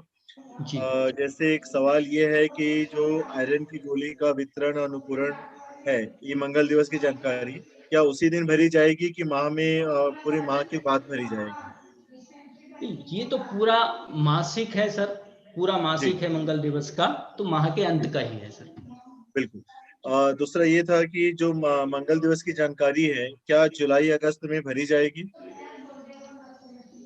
ये सर आप अप्रैल से है हमारा पूरा का पूरा, काफी कुछ चीजों में तो भरा जाना चाहिए रिकॉर्ड है। तो नहीं सर, क्योंकि अभी सामुदायिक आयोजन की कोई आदेश नहीं है संचालनालय से, तो जब तक के फील्ड में सामुदायिक आयोजन के आदेश नहीं जाते तब तक तो सामुदायिक आयोजन नहीं होगा। तो हम उसकी जानकारी को निरंतर हाँ वो तो सही है। हाँ, जब यहाँ से आदेश किया जाएगा, कुछ ने माह सितंबर के लिए भी पूछा हुआ है, तो जब यहाँ से आदेश किया जाएगा कि उसको आयोजन किया जाना प्रारंभ करना है, तो फिर निश्चित तौर पे जानकारी उस समय से। हाँ, अभी आंगनवाड़ियों को भी हमने पूरी तरह से खोलने के यहाँ से आदेश जारी नहीं हुए हैं, तो जब होगा तब हम उसकी जानकारी भरना स्टार्ट करेंगे। जी, एक जगह और था सर कि ये ICDS प्रोजेक्ट जबलपुर से है जी, इसमें है कि खून की कमी की जो चिन्हित है, जो हमारे इसमें हमने लिखा था ये लालिमा दिवस में खास तौर पे, तो इसमें हम उन्हीं हितग्राहियों के बारे में संख्या में लिखेंगे जो हितग्राही उस दिन हमारे आंगनवाड़ी केंद्र पे लालिमा दिवस में शामिल हुए हैं। जी बिल्कुल और उनमें भी हम उन लक्षणों के आधार पे करेंगे, ना कि खून की जांच करवा के। लक्षण के आधार अभी हम इसको और MPR में भी खोल देंगे, जिसमें हम देखते हैं आंखों के नीचे का फीकापन होना, होठ के अंदर के निचले होठ के अंदर में फीकापन होना, सफेदी ज्यादा दिखना, हमारी जो हथेलियां हैं सामने से उनके उसमें फीकापन ज्यादा होना दूसरे हाथ के कंपेयर में, और नाखूनों में सफेदी होना। ये जो चार हमारे जो लक्षण हैं खून की कमी पहचान के, उसके आधार पे कितने हितग्राहियों में हमें खून की कमी दिखी है, उनकी यहाँ पर संख्या हमें लिखनी है, न कि खून की जांच करके। अब जो अलवंशी सर आगे बात करेंगे लालिमा अभियान में, वहां पर जरूर हमें जांच वाली बात करनी होगी। तो मैं अब गौरी सर से रिक्वेस्ट करूंगा कि आप आगे कंटिन्यू करें सर। Thank you sir. लालिमा योजना में जैसे हम बात कर रहे हैं कि जांच है, हम जांच के लिए इसमें अलग अलग ग्रुप बने हुए हैं जिनकी हमको की जांच करवाना है 6 माह से 5 वर्ष के बच्चे।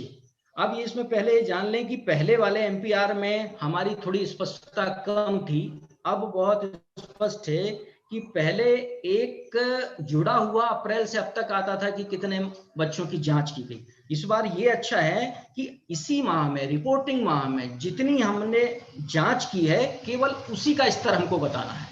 हमारी आंगनबाड़ी में 0 से 5 के 40 बच्चे हैं, मगर हमारे यहाँ पे जांच 10 बच्चों की हुई है, तो इस माह में केवल हमें 10 ही बच्चों का स्टेटस यहाँ पे देना है। कुल हितग्राही की संख्या जिनकी माह में खून की जांच की गई, ये जो बच्चे रहेंगे इनमें हल्के स्तर का एनीमिया, मध्यम स्तर का एनीमिया और गंभीर एनीमिया, ये तीनों का टोटल, और जो सामान्य आए हैं, ये चारों का हम टोटल मिलाएंगे तो हमारे जांच हुई बच्चों की संख्या आ जाएगी। इसी प्रकार से 6 से 10 वर्ष के बच्चों में भी यही है कि हमको इन तीनों प्रकार का एनीमिया जो बताया है उसमें जो पहचान में आया है उस ग्रुप में उन बच्चों की संख्या यहाँ पे लिखना है। 11 से 14 वर्ष की साला त्यागी बालिकाएं यदि हैं तो उनका यहाँ पे वर्गीकरण आएगा। 11 से 14 की साला जाने वाली बालिकाएं हैं अब ये है कि यहाँ पे भी हमारा था, मगर स्कूल से बात करके, स्वास्थ्य विभाग से बात करके हम लोग कोशिश कर रहे हैं, मगर फिर भी नहीं हो पाता है।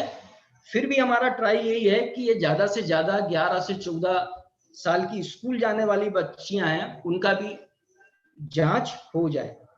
15 से 19 वर्ष की शाला त्यागी बालिकाओं के बारे में भी है कि जो जितनी बालिकाएं हैं उनका भी हमें जांच का वर्गीकरण लेना है। इसी प्रकार से 15 से 19 की शाला जाने वाली, उनके लिए भी हमको ये जो तीनों प्रकार का एनीमिया है उसका पहचान करना है। गर्भवती माताएं, धात्री माताएं, और जैसे बात हुआ है प्रजनन आयु वर्ग की महिलाएं जो गर्भवती धात्री नहीं है, इन सारे ग्रुप के लिए उनको भी बात करते रहेंगे कि नहीं, आपके लिए जांच बहुत जरूरी है। तो जो भी अभी VHND के दिन ही हो पाती है, तो उस VHND के दिन कम से कम ज्यादा से ज्यादा लोग आ जाएं, तो वहां पे ये चीज संपादित हो जाए। जी, और कोई प्रश्न है? जी, एक है कि मध्यम एनीमिया क्या होता है। नॉर्मली अगर हम महिलाओं में देखें तो 11 डेसीलीटर पर HB का जो लेवल है ग्राम है, तो हम उसको एनीमिया मानते हैं। और अगर ये एनीमिया 10 से लेकर के 10.9 तक, मतलब कि 11 तक अगर रहता है तो उसको हम हल्के स्तर की एनीमिया कहते हैं। और 7 से लेकर के ये 9 तक रहता है तो हम उसको मध्यम एनीमिया कहते हैं। 9.9 तक रहता है तो हम उसको मध्यम एनीमिया कहते हैं। और जब 7 से नीचे चला जाता है, 7 ग्राम पर डेसीलीटर HB लेवल हो जाता है खून, हमारे शरीर के खून में, तो हम उसको गंभीर एनीमिया कहते हैं। तो इसको हम कह सकते हैं एनीमिया, देन माइल्ड एनीमिया, और इसको हम कहेंगे सीवियर एनीमिया। आंगनवाड़ी खोलने के संबंध में एक प्रश्न है जी, और ये इसके लिए सर हर केंद्र पे लालिमा दिवस का फ्लैक्स भी मिला है सर डायरेक्टेड का, जिसमें ये लिखा हुआ है सब ले। जी बिल्कुल। तो अभी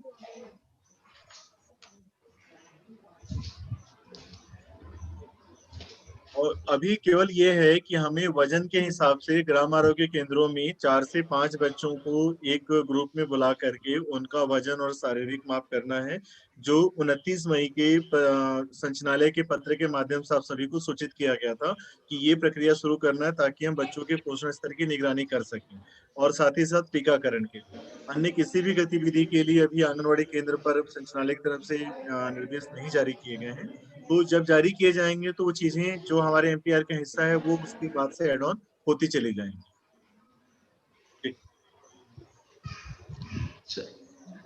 सर एक और बता दीजिए कि ये प्रश्न है, आंगनवाड़ी केंद्र खोलना है या नहीं है, स्पष्ट नहीं हो पाया, कृपया दोहराने का कष्ट करें सर। सर अभी जस्ट वही बात की गई थी कि 29 मई का जो पत्र था और उसके रेफरेंस में अभी जो हमारा सघन वजन अभियान का ही पत्र गया है, उसमें भी यही है कि जो छोटे छोटे समूहों में जो गतिविधियां की जानी है उन गतिविधियों को जारी रखा जाएगा। पोषण माह में तभी हम छोटे छोटे सामुदायिक गतिविधियां भी कर रहे हैं और काफी अच्छे से आप सभी लोग कर रहे हैं, उसको अलाउ किया गया है।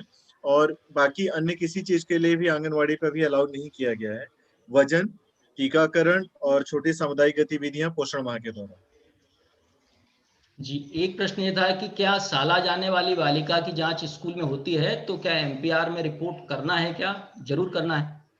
हाँ करना है सर, उसको भी लेना है। और ये हम अपने जो स्कूल में जो हमारे टीचर हैं, ये जब RBSK की टीम हर स्कूलों में विजिट करती है, उस दौरान सभी बच्चों की HB लेवल का जांच होता है, खासतौर पर उनमें जिनमें खून की कमी के लक्षण दिख रहे हैं, की जानकारी वहां से लेकर के हमें अपने MPR में रिपोर्ट करना है।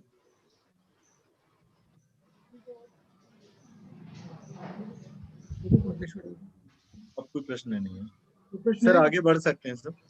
जी सर, हो गया सर। इसके बाद आगे से सर दूसरा मेरा यहाँ तक था।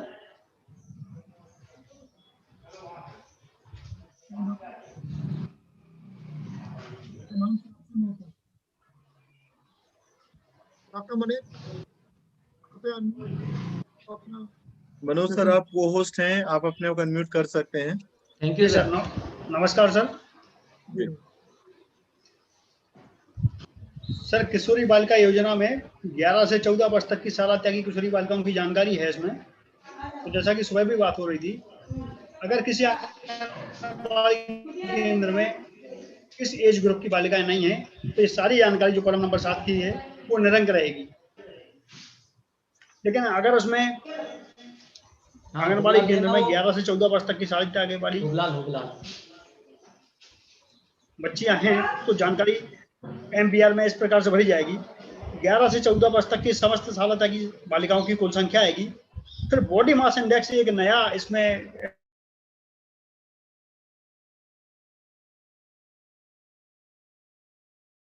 मनोज सर अपने को अनम्यूट दोबारा कीजिएगा।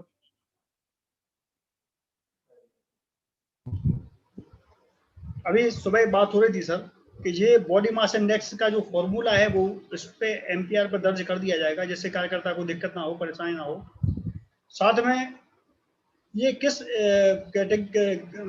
कौन सा ग्रुप में कौन सी बालिका आएगी इसका भी एक विभाजन कर दिया जाएगा। जैसा कि मैं जानकारी के लिए बता देता हूँ, बॉडी मास इंडेक्स का एक परिभाषा है जिसमें आता है बालिका का वजन किलोग्राम में, जिसमें अपन हाइट का मीटर स्क्वायर से भाग देते हैं तो वो बीएमआई निकल के आता है। जो भी डाटा निकल के आता है उसको फिर हम कैटेगरी में देखते हैं कि किस ग्रेड की बालिका है। जैसे कि 18.5 से अगर बीएमआई कम आता है तो वो अंडरवेट की बालिका मानी जाती है। अगर 18.5 से लेके 24.9 तक बालिका का बीएमआई होता है तो वो नॉर्मल श्रेणी की आती है। इसी तरीके से जब 25 से 29.9 तक अगर बालिका का बीएमआई है तो वो बालिका ओवरवेट की मानी जाती है। अगर बालिका का बीएमआई 30 से ऊपर है तो वो फिर ओबेसिटी में आती है। तो ये जानकारी भी एमपीआर में आगे दर्ज कर दी जाएगी, जिससे कि कार्यकर्ता को दिक्कत ना हो, परेशानी ना हो, और वो कुपोषण का स्तर और सामान्य में है या कुपोषित है तो वो उसकी संख्या वो एमपीआर में कार्यकर्ता आसानी से दर्ज कर सके। तो इस तरीके से हम बॉडी मास इंडेक्स के अनुसार बालिका किस स्थिति में है, कुपोषित या सामान्य या किस ग्रेड की है, उसको हम इसमें संख्या उसको दर्ज कर सकते हैं। अगला है गैर पोषकी घटक, माह में किए गए स्वास्थ्य जांच की स्थिति। अब 11 से 14 साल की जो सालता की बालिकाएं आंगनबाड़ी केंद्र में दर्ज हैं उनकी हमने स्वास्थ्य जांच करी है तो उनकी कुल संख्या आ जाएगी उसके ऊपर। फिर अगर उसमें से कोई गंभीर है बालिका तो उसको हमने अगर बड़े चिकित्सा संस्थान में रेफर किया है तो उसकी संख्या नीचे वाले कॉलम में आएगी। फिर लास्ट वाले कॉलम में माह में शाला शिक्षा से पुनः जोड़ी गई किशोरी बालिकाओं की संख्या। ये मूल उद्देश्य इस किशोरी बालिका योजना का यही है कि जो शालाता की बालिकाएं हैं उनको हम किसी न किसी तरीके से पुनः शिक्षा से जोड़ सकें। तो ये तीसरा कॉलम सबसे इंपॉर्टेंट है कि हमने कितनी बालिकाएं ऐसी हैं जो शालाता की थी वो हमने पुनः स्कूल से जोड़ा है, तो वो संख्या इस कॉलम में आ जाएगी। तो ये है शिक्षा से पुनः जोड़ी गई किशोरी बालिकाओं की संख्या। इसी तरीके से अब दूसरा है जो परामर्श सत्र के बारे में बात करेंगे। तो किशोरी बालिका योजना में जीवन कौशल शिक्षा से संबंधित समस्त बिंदुओं पर आंगनबाड़ी कार्यकर्ता और पर्यवेक्षकों की प्रशिक्षण पहले पूर्व में डायरेक्टरेट के निर्देशानुसार किया जा चुका है। तो इसमें कई तरीके के सत्र आयोजित किए गए थे जो पुनः आंगनबाड़ी केंद्रों पर आयोजित किए जाने हैं, जिसमें पोषण एवं स्वास्थ्य शिक्षा है। तो ये पूरे माह के दौरान कितने सत्रों का आयोजन आंगनबाड़ी केंद्र पर किया गया, उस सत्रों की संख्या और सत्र में कितनी बालिकाएं उपस्थित रही हैं उनकी संख्या पहले वाले कॉलम में आएगी। फिर दूसरा नंबर है जीवन कौशल शिक्षा। जीवन कौशल शिक्षा से संबंधित कितने सत्र आंगनबाड़ी केंद्र पर आयोजित किए गए, उस सत्रों की संख्या आएगी और सत्र में कितनी बालिकाएं उपस्थित रहीं उन बालिकाओं की संख्या आएगी। मान लीजिए अगर जीवन कौशल शिक्षा के 4 सत्र आयोजित किए गए और 4 में कुल बालिकाओं की संख्या 16 है तो वो संख्या 16 फिर अगले वाले कॉलम में आएगी। सी नंबर पे सार्वजनिक सेवाओं का तक पहुंच। सार्वजनिक सेवाओं तक पहुंच के मान लीजिए 2 सत्र किए गए तो 2 सत्रों में कुल बालिकाओं की संख्या 6 है तो 6 संख्या फिर उपस्थित किशोरी बालिकाओं की संख्या में आ जाएगी। अगला कॉमिक्स आधार पर प्रशिक्षण, ये सबसे इंपॉर्टेंट बिंदु है जिसपे डायरेक्टरेट के निर्देशानुसार 12 कॉमिक्स प्रशिक्षण सभी का हो चुका है और 12 कॉमिक्स का भी होने वाला है।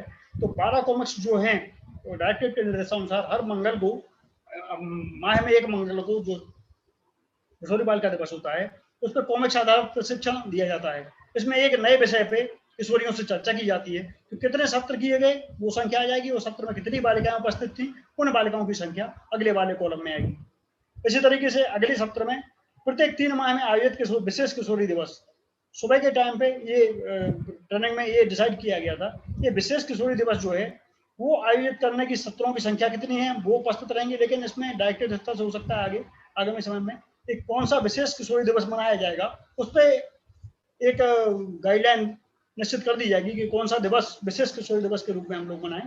तो वो किशोरी दिवस में कितने सत्र आयोजित किए गए उसकी संख्या आ जाएगी माह में तो साथ में अगले कॉलम में उस सत्र में कितनी किशोरी बालिकाएं उपस्थित थी, उन किशोरी बालिकाओं की संख्या अगले कॉलम में आ जाएगी। तो अगला है किशोरी बालिका समूह सक्रिय है या नहीं, सक्रिय है तो हाँ में 1 और नहीं है तो 0, इस अगले कॉलम बॉक्स में आ जाएगा। समूह में सदस्यों की संख्या, समूह के सदस्य की संख्या जो होगी वो अगले बॉक्स में आएगी। किशोरी बालिकाओं की संख्या जिन्हें सार्वजनिक सेवाओं से अवगत कराने हेतु भ्रमण किया गया। कोई चीज है जो ऊपर है डबलिंग हो रही है, तो कितनी बालिकाओं को हमने सार्वजनिक सेवाओं से जोड़ने हेतु भ्रमण कराया गया था, वही संख्या नीचे आ जाएगी। अब यदि मान लीजिए किशोरी बालिका किसी आंगनबाड़ी केंद्र में जो साला तक की बच्चियां हैं 11 से 14 वर्ष की निरंक हैं, तो ये पूरी जानकारी 7 नंबर की यहाँ तक निरंक आ जाएगी, उसमें कुछ भी नहीं भरना है आपको। और एक चीज और है कि आपने जो 6 नंबर कॉलम अभी पढ़ा था लालिमा योजना, इसमें लिखा था 11 से 14 वर्ष तक की सारी किशोरी बालिकाओं में हीमोग्लोबिन की स्थिति, अगर इसमें आपकी 0 है तो आगे भी 0 रहेगा। अगर इसमें आपने एक बालिका लिखी है तो एक बालिका 7 नंबर कॉलम में भी जारी रहेगी। तो इसको ध्यान रखना चाहिए कि कितनी किशोरी बालिकाएं हमारे यहाँ दर्ज हैं, कोई जानकारी पूरी एक सी जानकारी पूरे एमपीआर में रहनी चाहिए।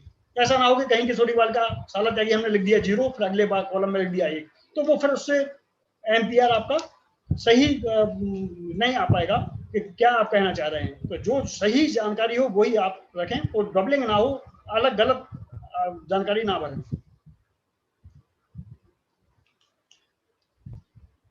अगला है उदिता योजना। उदिता योजना में जैसा कि हम सभी जानते हैं आंगनबाड़ी केंद्रों में सैनिटरी नैपकिन हितग्राहियों को प्रदान किए जाते हैं, तो उसको उदिता योजना के तहत लिया गया है। उसकी जानकारी इस कॉलम में हम दर्ज करेंगे। इसमें क्या है, उदिता कॉर्नर में सैनिटरी नैपकिन क्रय करने वाले हितग्राहियों की संख्या है। तो इसमें जैसा कि पहला नंबर लिखा है, ये नंबर इसमें लिखा जाएगा 20 से 49 वर्ष की महिला हितग्राहियों की संख्या। ये मतलब महिला हितग्राही जो 20 से 49 वर्ष तक की हैं, उन्होंने कितने हितग्राहियों ने सैनिटरी नैपकिन आपसे लिए हैं। फिर बी नंबर पे है किशोरी बालिकाओं की संख्या।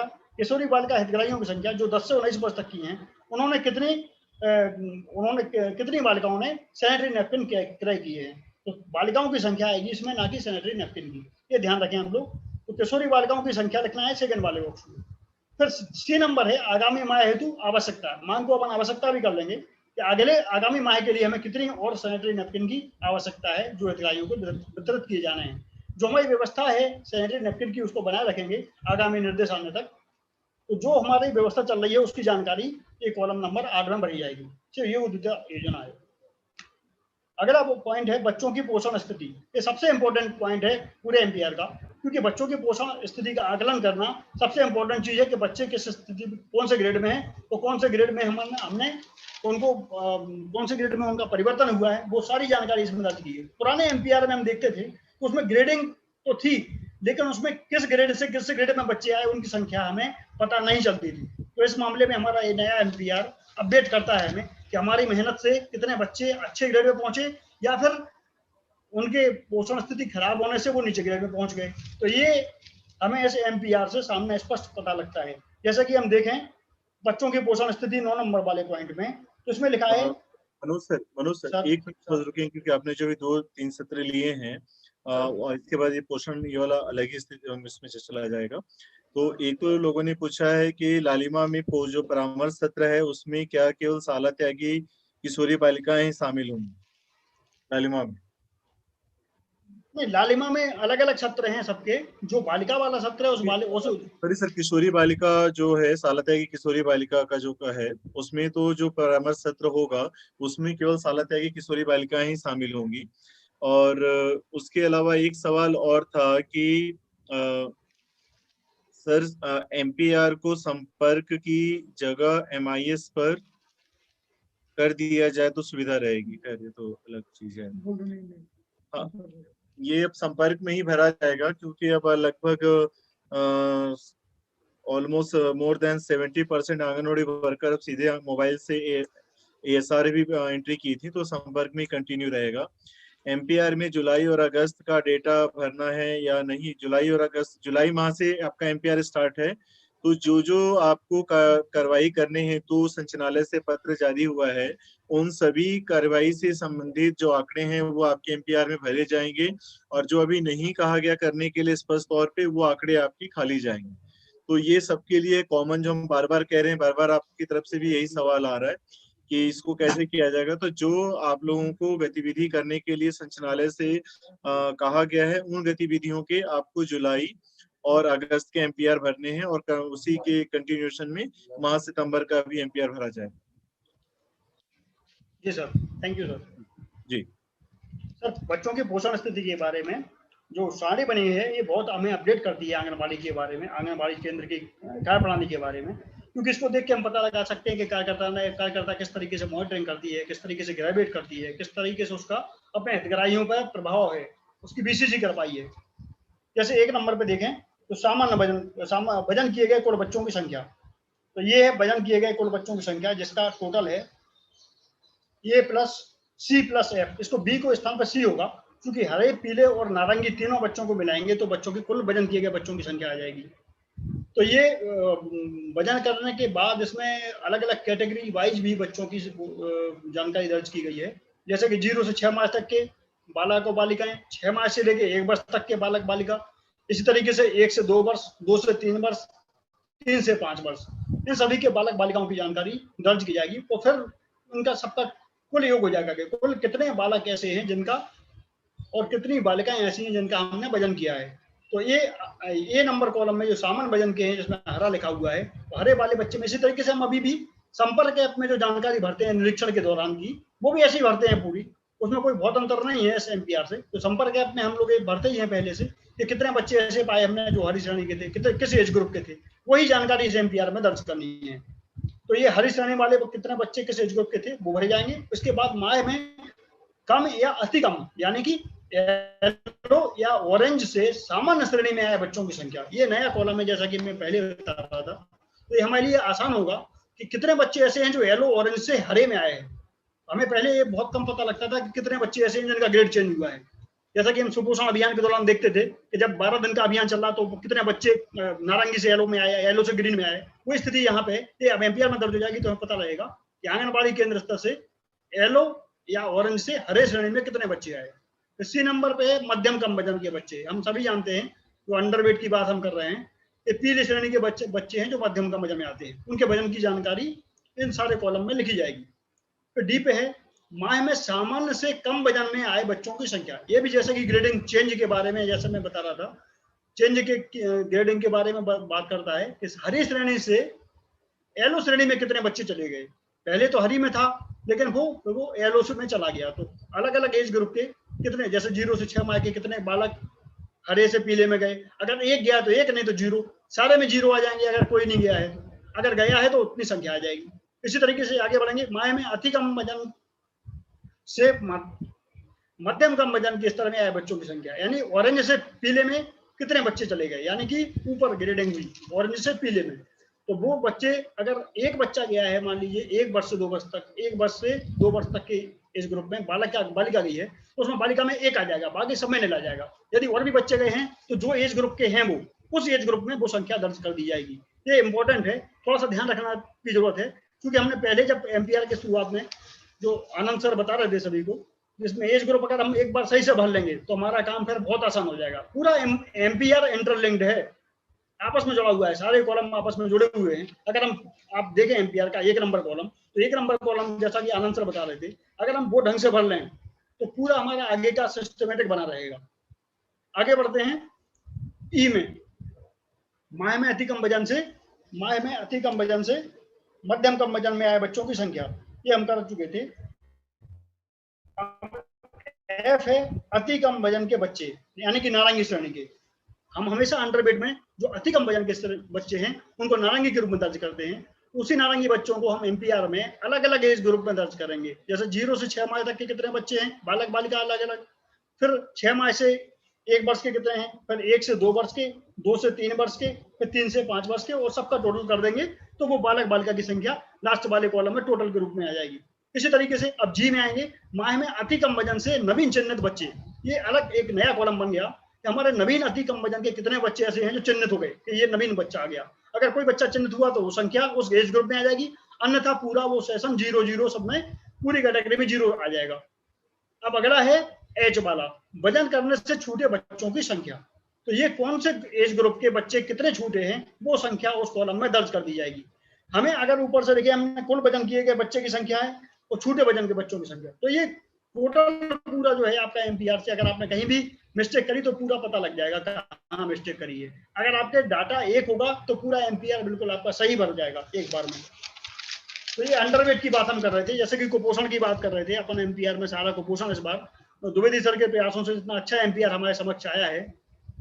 अंडरवेट, वेस्टिंग और स्टंटिंग तीनों की बात, ये तीनों कुपोषण के जो तीनों रूप हैं उनकी बात एक एमपीआर बहुत अच्छे से करता है और हमें ये बताता है किस एज ग्रुप में कितना कुपोषण, किस स्तर के बच्चे हैं, कितनी संख्या में। तो एक एमपीआर से आप आंगनबाड़ी की पूरी फिल्म देख सकते हैं सामने ही कि उसकी पूरी पोषण स्तर उसकी क्या है।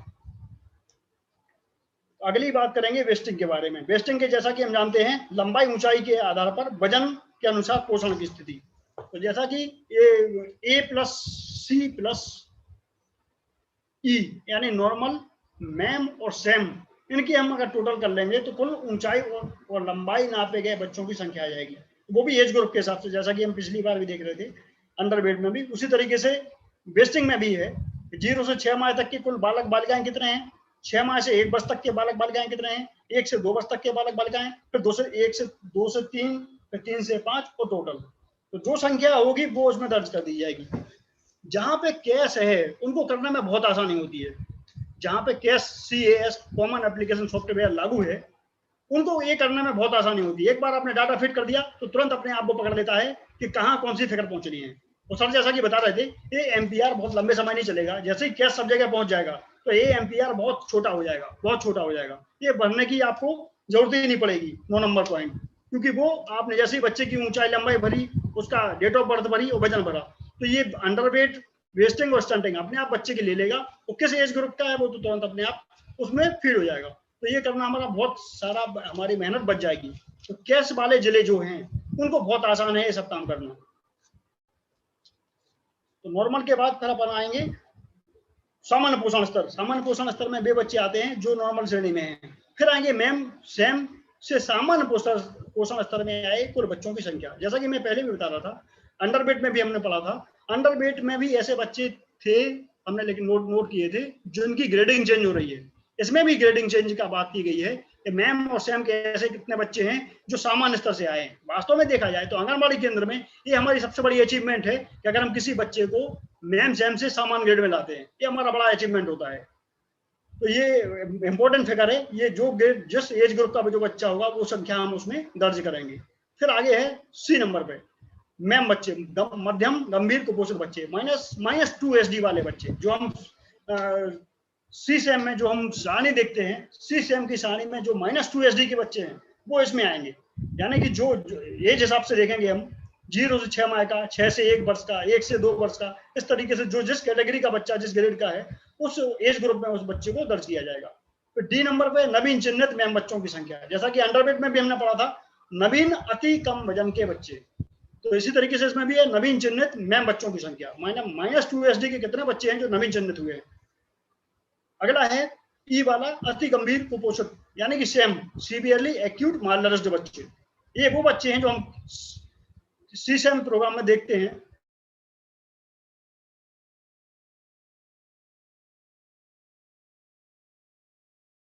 भरे जाएंगे। इसी तरीके से F में देखें हम तो नवीन चिन्हित सैम बच्चों की संख्या है। जैसा कि नवीन चिन्हित मैम बच्चे थे, नवीन चिन्हित अति कुपोषित बच्चे ऑरेंज बच्चे थे, इसी तरीके से नवीन चिन्हित सैम बच्चे भी हैं। वो किस एज ग्रुप का बच्चा है वो उसी एज ग्रुप में उस बच्चे की संख्या दर्ज कर दी जाएगी। अगला है G MUAC के अनुसार सैम बच्चों की संख्या। आशा कार्यकर्ता MUAC के माध्यम से जो माप करती है कि अगर 11.5 सेंटीमीटर से कम का बच्चा है तो सैम बच्चे की कैटेगरी में आता है, तो वो जिस एज ग्रुप का बच्चा है उसी एज ग्रुप में उसकी संख्या दर्ज कर दी जाएगी। अगला है MUAC से चिन्हित नए सैम बच्चे। जैसा कि MUAC के अनुसार सैम बच्चों की संख्या थी, MUAC से चिन्हित नए सैम बच्चे आ जाएंगे इसमें। फिर अगला है लंबाई ऊंचाई मापने से छूटे गए बच्चे। जैसा अंडरवेट में हम पढ़ रहे थे कि वजन से छूटे बच्चों की संख्या, इसी तरीके से इसमें आ जाएगा लंबाई ऊंचाई नापने से छूटे गए बच्चों की संख्या।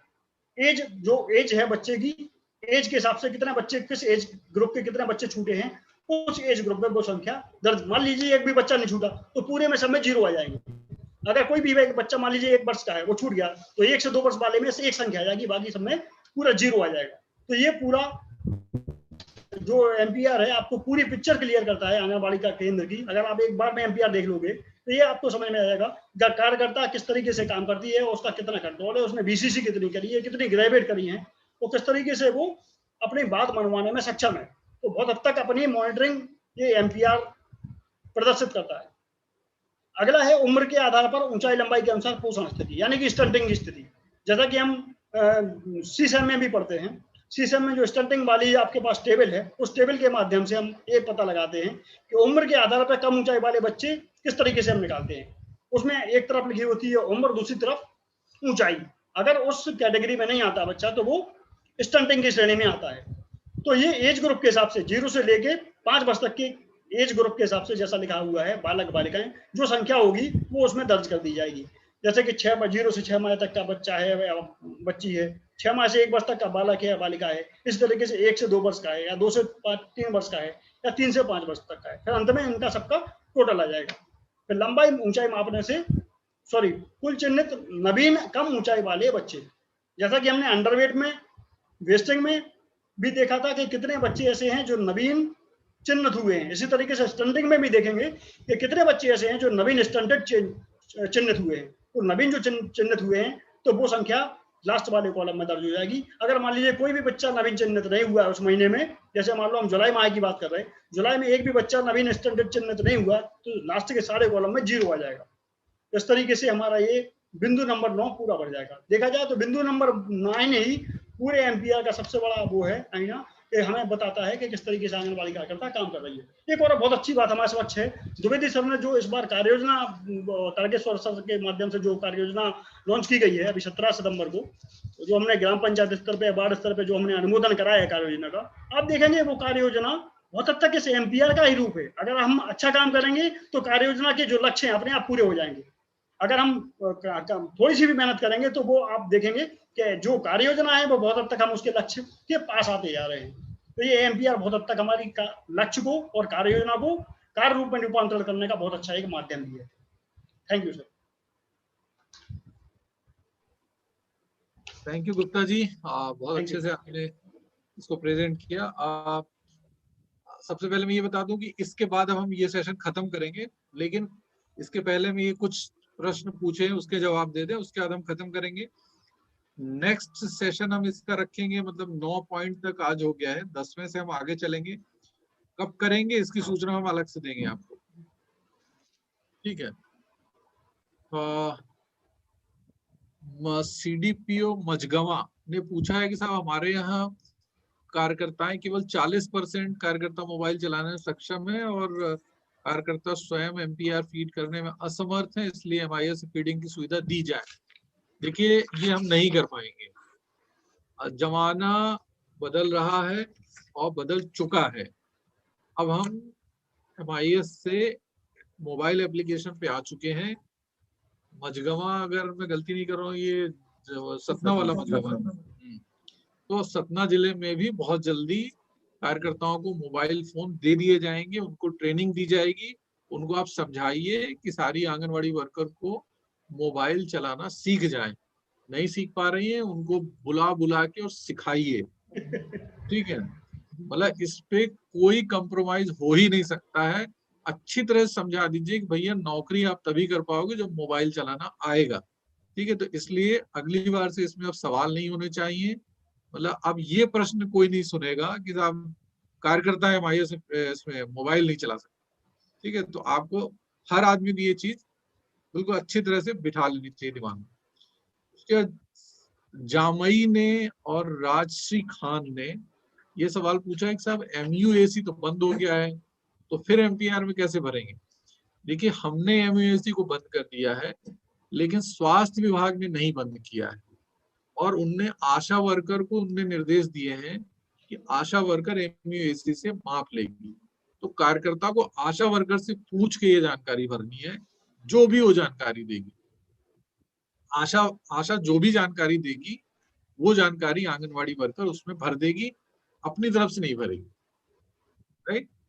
मुझे लगता है ये प्रश्न। और कोई प्रश्न है?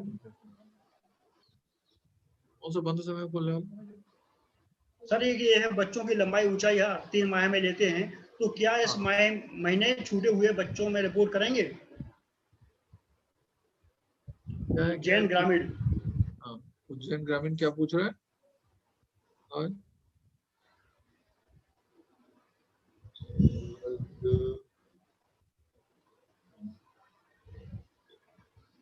परामर्श सत्र या हर माह लगाएंगे? सत्रों की कितनी होगी? ये किसके साथ होगी? ये किशोरी वाला किशोरी बालिका है ना? हाँ, माह में एक बार। हाँ देखिए, ये तो उस दिवस में होगा ना अमर सत्र। हाँ, किशोरी सत्र।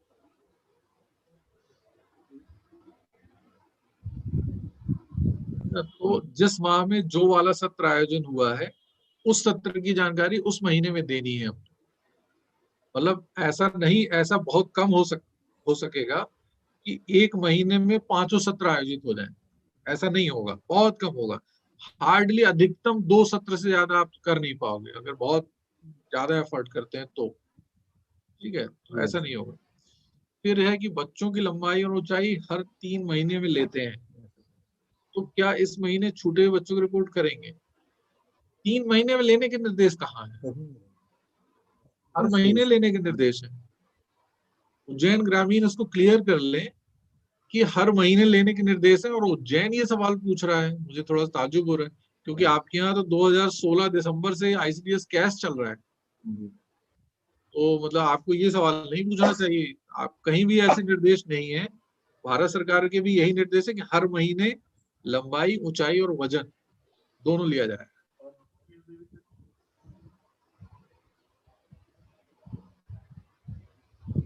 हमने मासिक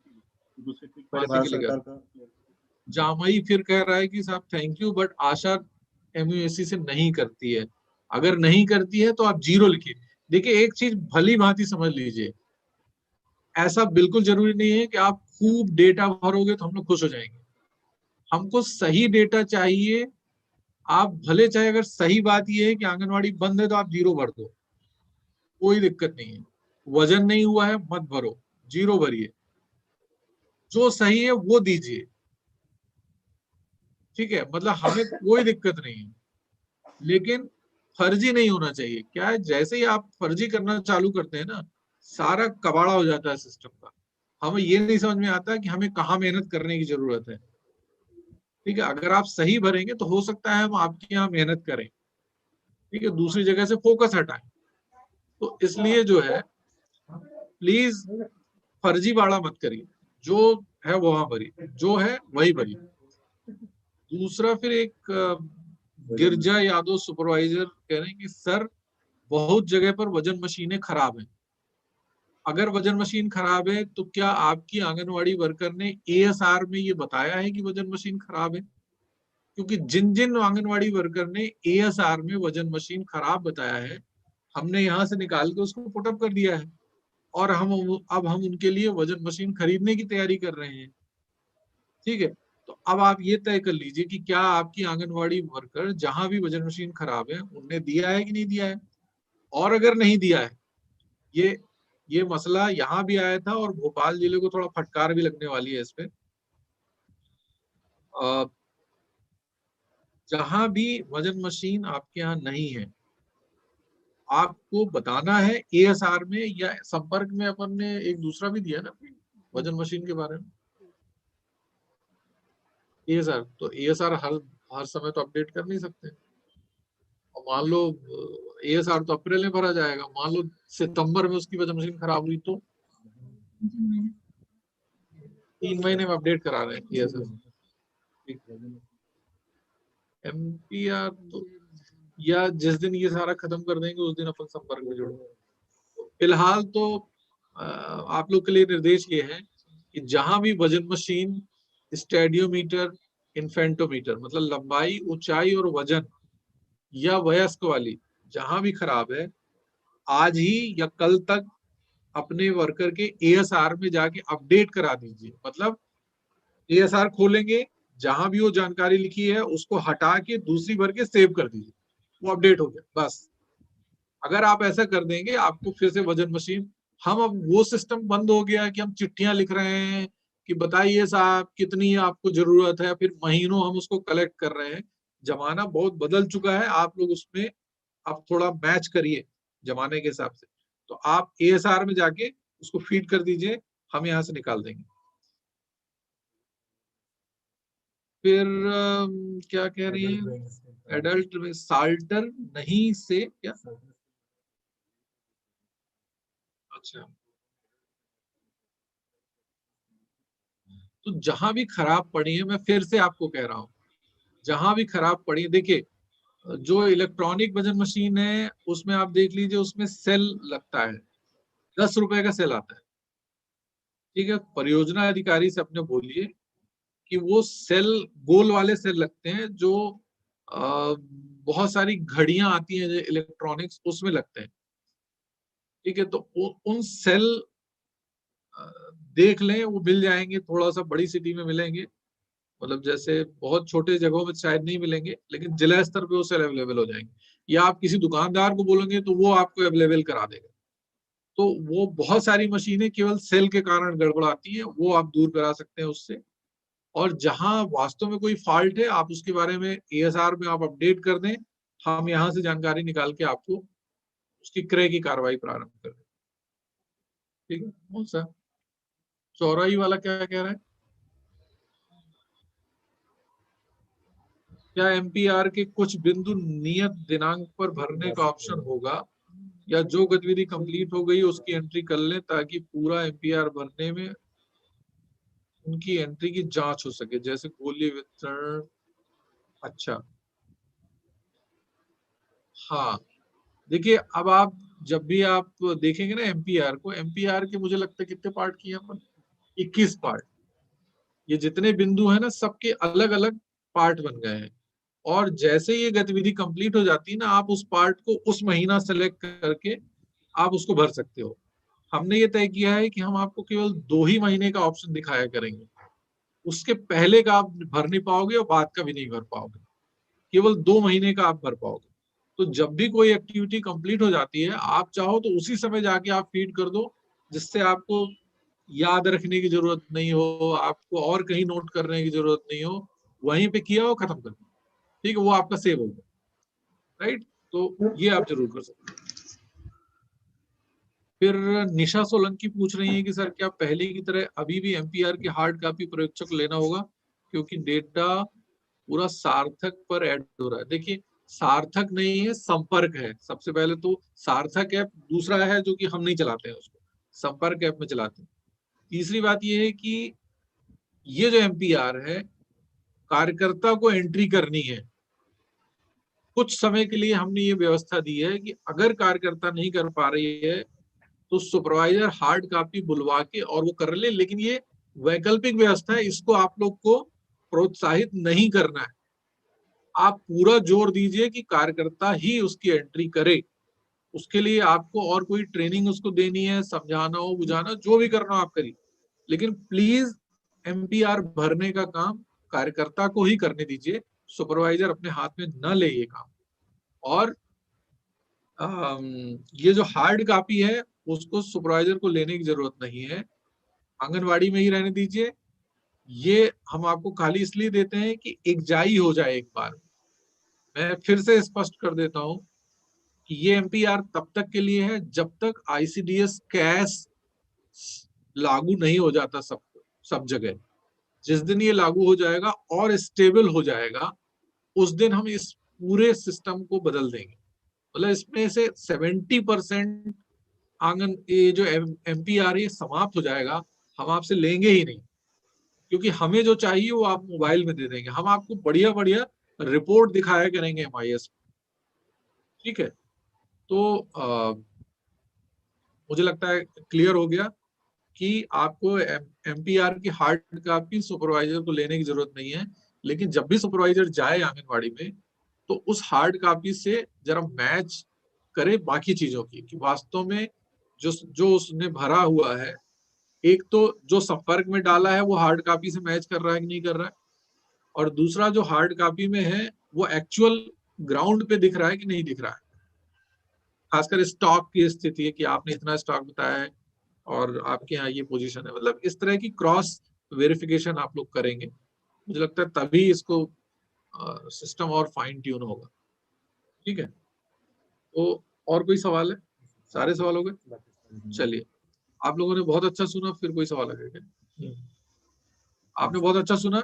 अब हम ये जो 9 नवंबर के बाद 10 से लेके 21 तक का पार्ट शायद कल भी कर सकते हैं। हम आपको एक दिन पहले सूचना देंगे।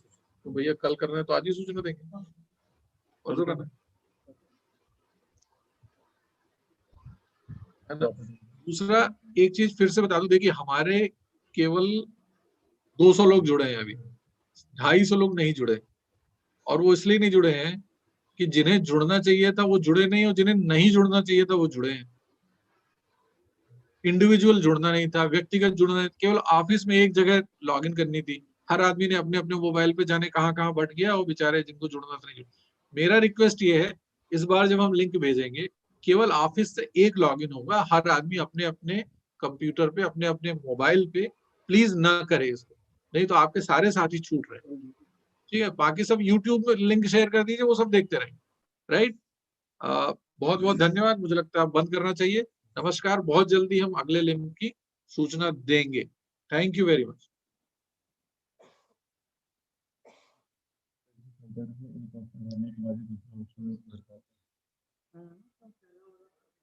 बस सर 12 बजे से रखिएगा सामने।